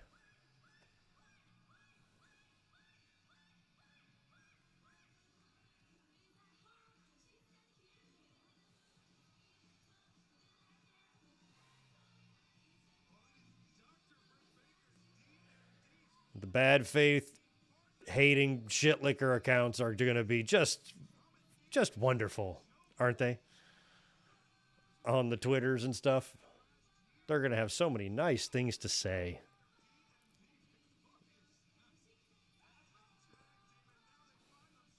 Because not being a dick is just impossible. Can't be done.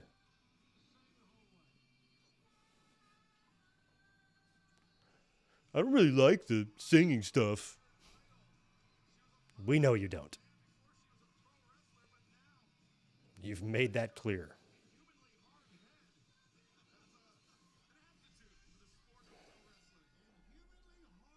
I'm sure JR does drink, but he's getting old. He might be cooling it on that stuff a little bit. I don't know. But he ain't drinking on the job. It just kind of looked funny the way the cup. No way. I was like, they are not pinning Britt like that. So Britt's going to beat her. I'm certain of it. At least Britt's selling it. Like, what the fuck?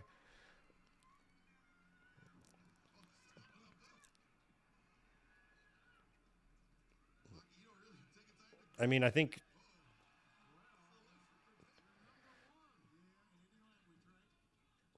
not only is a Makito and Danhausen segment possible, I think it's necessary at this point. Oh, she misses. See, I'm about to say, Britt's going to get serious here in a minute, and she might be serious already. No, she's going to get out of this.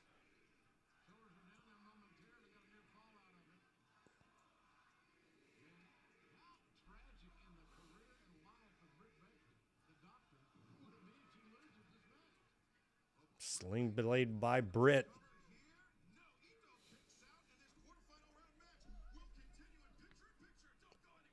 Yeah, I think they kind of said AEW tends to actually set themselves up for their own disappointment sometimes, because you could tell by the brackets that likely these jokers weren't going to be any huge crazy surprise, because the people they're facing are pretty big damn stars in their own right, and probably are in a position where they're really not going to be losing right now unless it's a really big opponent. So, and given the fact that those matches were mid-card matches on Dynamite and not pay-per-view or main event or anything like that, it seemed kind of obvious that there was a really good chance they were going to be just semi-recognizable people. You could argue that Elite is a little more recognizable than Makito, but I figured Joe and Britt were going to win these things. So at the end of the day, does it really matter who the fucking jokers are? Because I wouldn't want it to be someone to come in and take an immediate loss. Like if it was Athena, and they had her lose, that would suck. You'd want her to beat Britt. But if Britt's kind of penciled in to win the whole thing, then who can this person really be?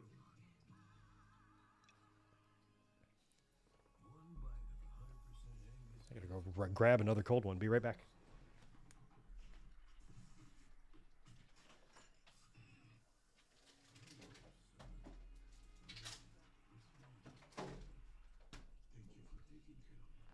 I was afraid of that. That was my last cold, frosty beer in the fridge. I forgot to buy some, and I was at the store today, which is crazy. So I'm just going to drink a soda. Yeah, Mike, I'm down for a Claudio debut at Double or Nothing. I'm actually hoping it happens there.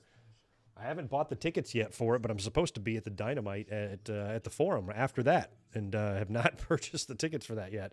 So I'm going to search around and see what kind of seats we can get. Have to probably pay some stupid price, but the plan is to go.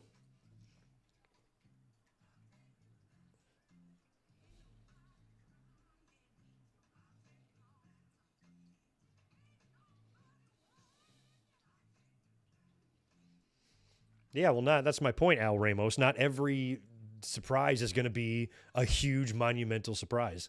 And I think that is where AEW could tone it back a bit with the surprises, because fans, I think, expect too much. You know, if you really look at the situation, you shouldn't have expected too much. And maybe AEW expects too much of their audience. You know, maybe the fans think surprise means automatically the biggest thing in the world, where they're just trying to throw some, little surprises at us along with some big ones. But they've made some mistakes before by turning out the lights when they weren't necessary and maybe hyping something too much that was a little bit of a letdown. So that's kind of their own doing, with that stuff. So if they would just cool it on that, maybe pre-announce one of these people, or maybe announce something on social media for fun. WWE does that, and what do the fans do? They complain. What'd you give it away here for? They do. So I think there's maybe an in-between those two somewhere that maybe AEW should try to utilize and not make everything surprise, not have so many jokers, so many wild cards. But that's their gimmick, and it's in Vegas, and it's Double or Nothing. So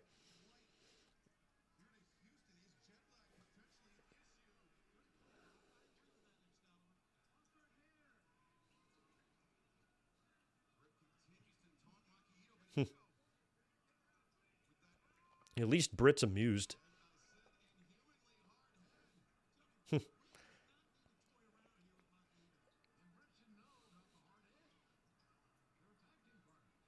God, I could see WWE doing something like that. With their corner cam, get one of the wrestlers who makes some sort of funny face whenever they're in the corner, or has some sort of thing they do like this, and then just make that something they do every damn time they're on TV, and then beat it into the ground.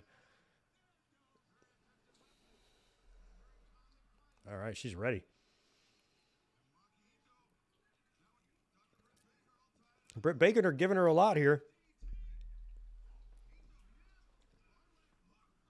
All right, Britt, put your fingers in her mouth and just end this.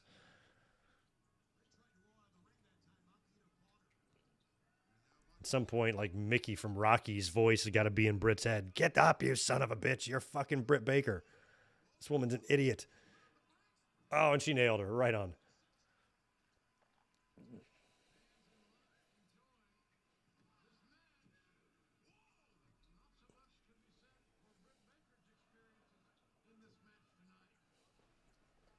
There she goes. No way out of this. That's going to be it. She's like, just make sure I can still sing, okay? Britt's like, I got you, girl. Don't worry. I tap out now. That's it. Good showing for Makito. She balanced her silliness with putting up a legitimate fight. And Britt, in the end, showed her who's boss, as should have been the case. Toni Storm's coming out.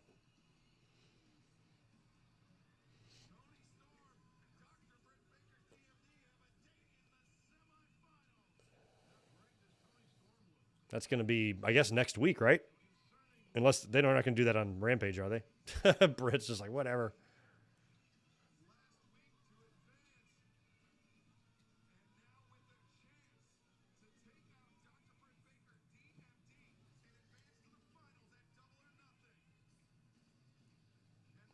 I really like Toni Storm in AEW. I think that one's a fit. They're not all fits. That one's a fit. She's better there.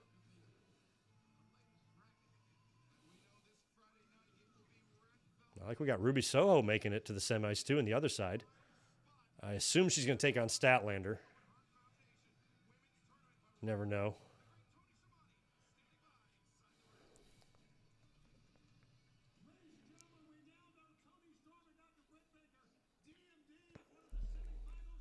Oh, if y'all want to smash the thumbs up button for me, you can. You don't have to, but I'd appreciate it if you did.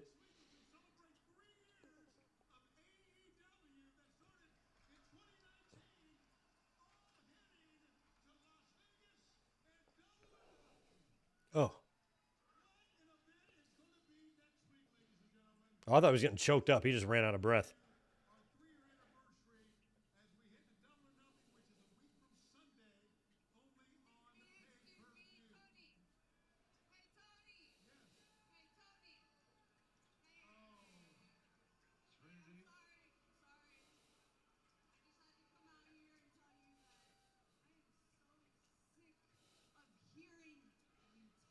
Why are you getting on fucking Shivani's case, Serena Deeb? Just chill.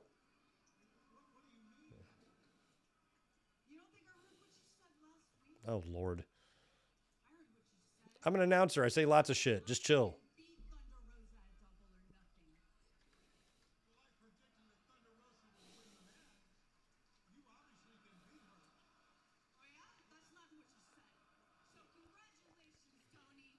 Such an insecure heel. Like, why would she even give a shit? Why would this even bother her in the slightest? What a fucking announcer thinks of the match.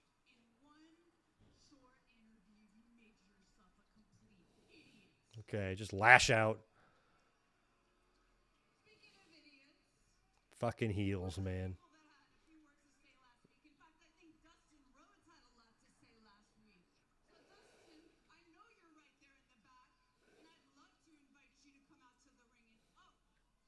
Oh, good. Here, she's calling out Dustin Rhodes. Okay. We're in live TV here, Serena.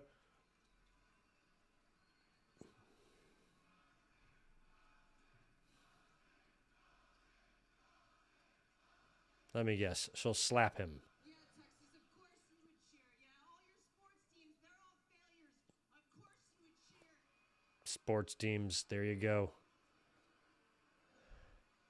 Serena, did you get like Of course you would cheer. handbook for the recently heel A failure. and just read page 1? I heard what you said last week, too. You're just as much of an idiot as him. In fact, Jim Ross might be the only one with any brains around here. Yeah, well, do we know Jim Ross has got brains? Little video. That goes without saying. Little teacher's pet Thunder Rosa. How adorable. I'm her coach. I'm her mentor. Dustin, I respected you. I know what you had to do to persevere in this. I think the match is going to be fun as hell. You know all the dues that I had to pay to make this a good place for women today. You know my She's got a point there. You know how hard it was to be a woman in the business in that era. And I still got no respect. I put breast implants into my body just to satisfy some old perverts. Ooh. I like that line. That's great. Dustin's like, I was about to put breast implants in too. Why did you say that I couldn't beat Thunder Rosa? I can't believe this stuff would even bother her. You know? No answer? I'm standing right here. No answer? You know why you can't answer me, Dustin? Because you don't have the balls to. I'm glad that they're giving Serena a solid several minute promo here. AEW Women's Champion, you will respect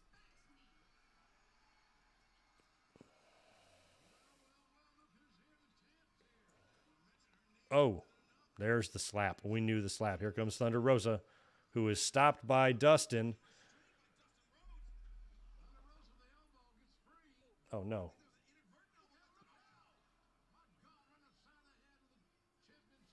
Look at Serena got the best of the both of them, and she's got the belt. Right on. Well, that fucking whole segment made Serena look strong as hell.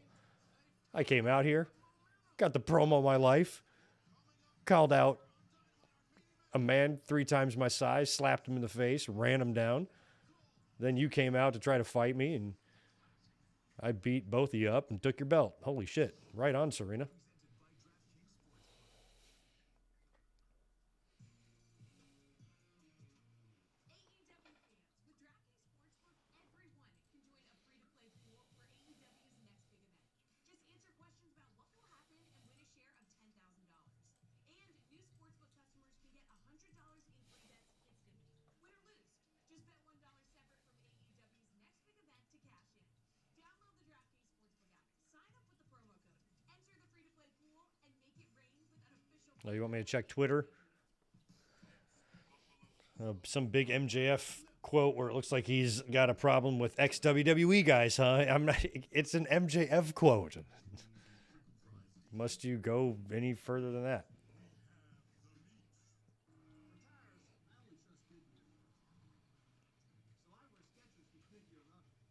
I wouldn't take anything to heart, grain of salt type of stuff. We'll see about any of that stuff. What the fuck? Singing girl. I know. Oh my gosh. The horror. The horror of a wrestling show. Goofing around, having a good time, and having a fun-loving competitor with a weird gimmick. I wonder if WWE's ever done anything like that before. Weird. Did she win the fucking tournament? No. She went out there and jobbed to the former champ. Big deal. There are so many things you should be more upset about than what Twitter tells you to be mad about.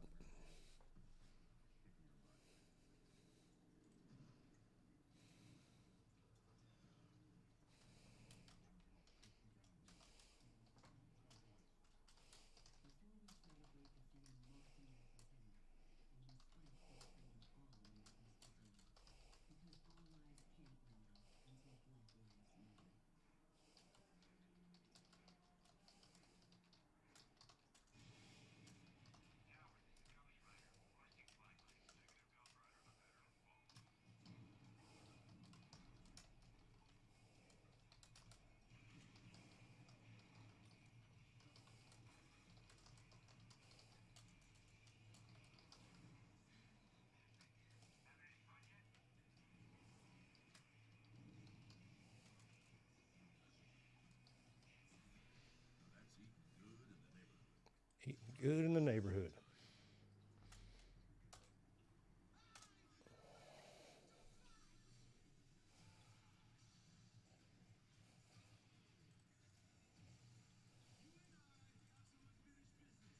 Oh, do we have any matches yet for Rampage?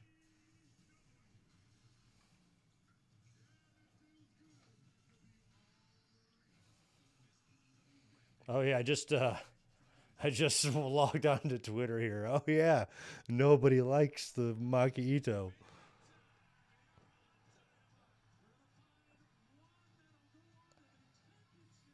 Nobody's liking Serena Deeb either.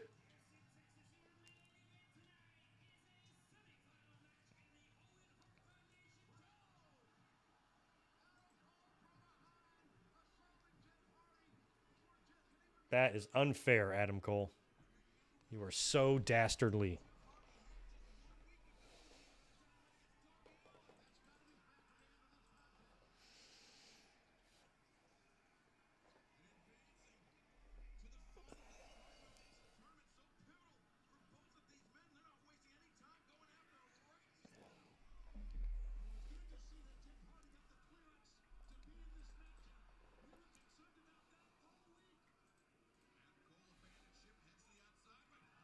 Wow. Jeff seems to be moving around all right out there. I mean,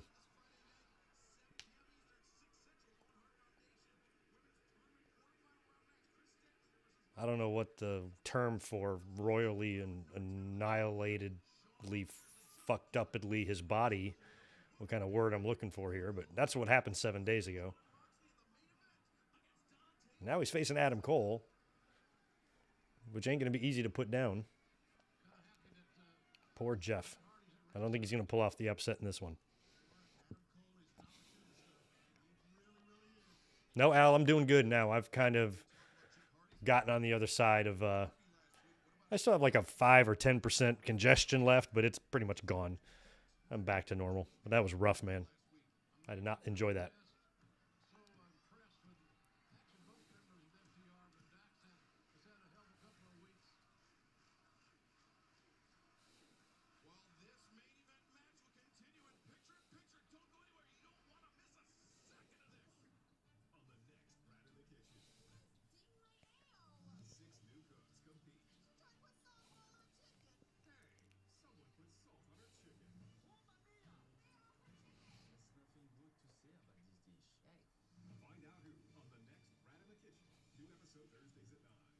Yeah, Keith Lee, a lot of people have that opinion, but you got to remember, everything kind of bottlenecks at the top. So there's only a certain amount of real top spots, and there's a whole bunch of top spot-worthy talent, a lot of which coming in, felt like were shorted in WWE and could have been top spots there. So if they're not top spot, then it's going to be considered a failure. And I don't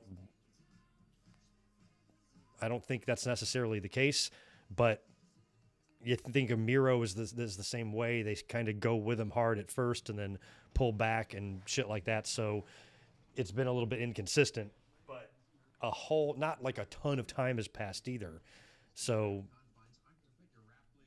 I suppose maybe he could be more of a TNT title guy, might be more fun. Would that make some fans think that maybe that would be a little bit better of a run? But he was NXT champion and unstoppable there and literally did jack shit on Raw after that. So there's just not room for everybody, even though someone like Keith Lee is more than capable of being the guy over there.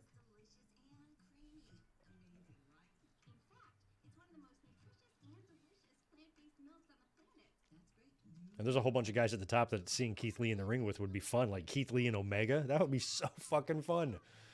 It would be a different match, but it would be fun as hell. I'd be into something like that. So maybe I'm going to go the route of saying I don't think Keith Lee's been a failure in AEW, but maybe I wouldn't mind seeing more.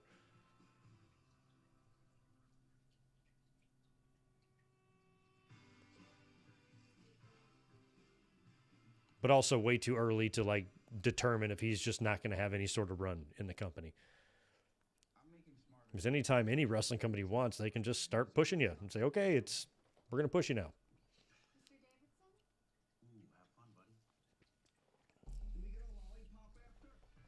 I know, Miro, man. Miro was awesome. And there's some big, I think of him, I think of Keith Lee and Miro and like Samoa Joe. WWE would just put all three of them together and have triple threats all the time. I think AEW get a little bit more creative than that, but there's some matches to be had in there somewhere between those three guys. Miro and Joe, I think, would be fun. And Miro, so would Miro and Keith Lee. Think of that. Miro and Keith Lee for the TNT title. If one of those guys can snatch it away from Scorpio at some point. But we got to let Scorpio breathe too, you know? If you take the title off him, the people are like, man, they never gave him a chance, you know? So you just got to just pace yourselves. Everything can't happen at once.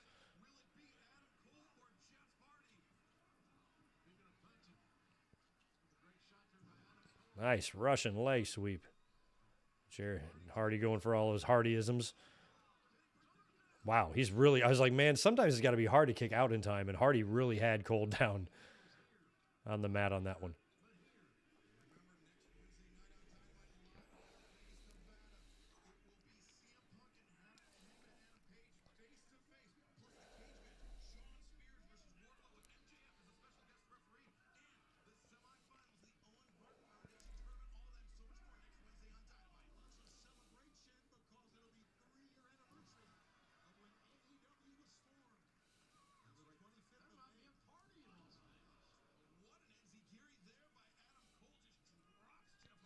I'm curious too if Miro came back, if they brought Lana in. Do you think the right move is to put them together or have Lana separate? I kind of like them together.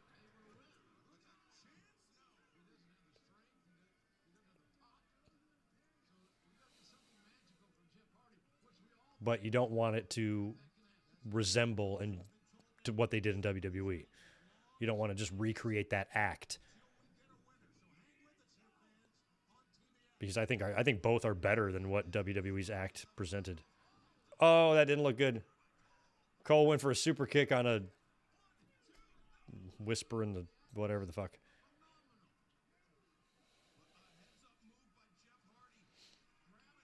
When is Omega coming back? I don't know, but I'll ask him. Let me shoot him a text real quick. Yo, Kenny. When you coming back, B? Send. All right, we'll see what he says.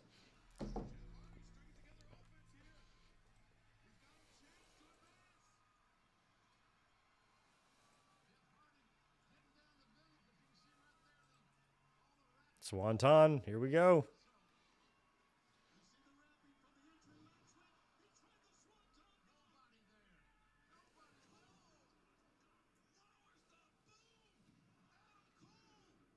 And that's it. Cole gets the win. All right. Oh, here he is. Oh.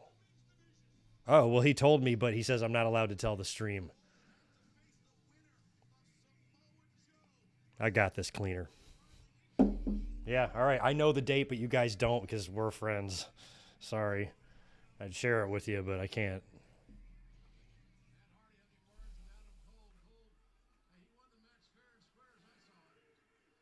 I tried my best. Damn. It's not my fault.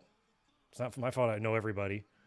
Here's the Bucks. Oh, everybody. Okay, who's got the more ridiculous shit? Oh, fucking Hager or Nicholas Jackson. What the hell's he wearing?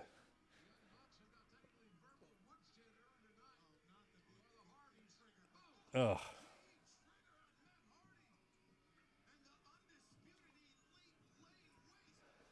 Here comes Stang and Darby. Holy shit. Darby was in the ring before Sting was through the end of the tunnel. That's hilarious.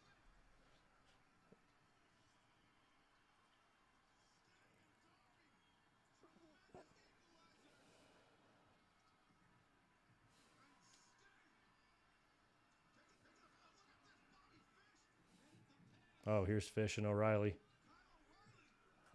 Oh, my. Finisher on the ramp.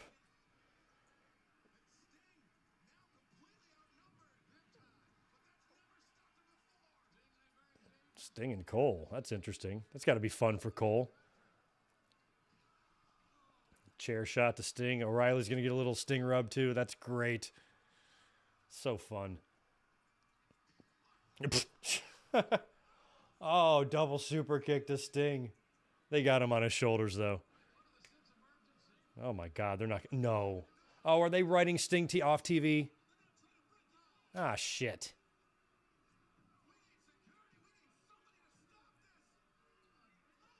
Ah.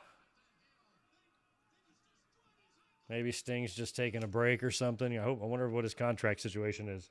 This immediately makes me think of that when you're dealing with a guy who's 60 years old, you know? And that's the end of Dynamite. All right. That's a wrap on that. What'd you think of the show? I thought it was pretty good, but some of it wasn't good.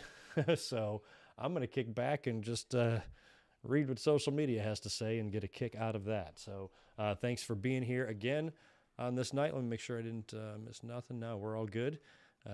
Another fun one. And so I guess the next planned episode will be Saturday for the podcast. And no, I'm going to have a video up before then, Over the Edge 98 review coming to you too. So stay tuned to the channel. Make sure you subscribe, hit the like button out the door as you leave. And we will see you next time. Y'all have a good night. Peace.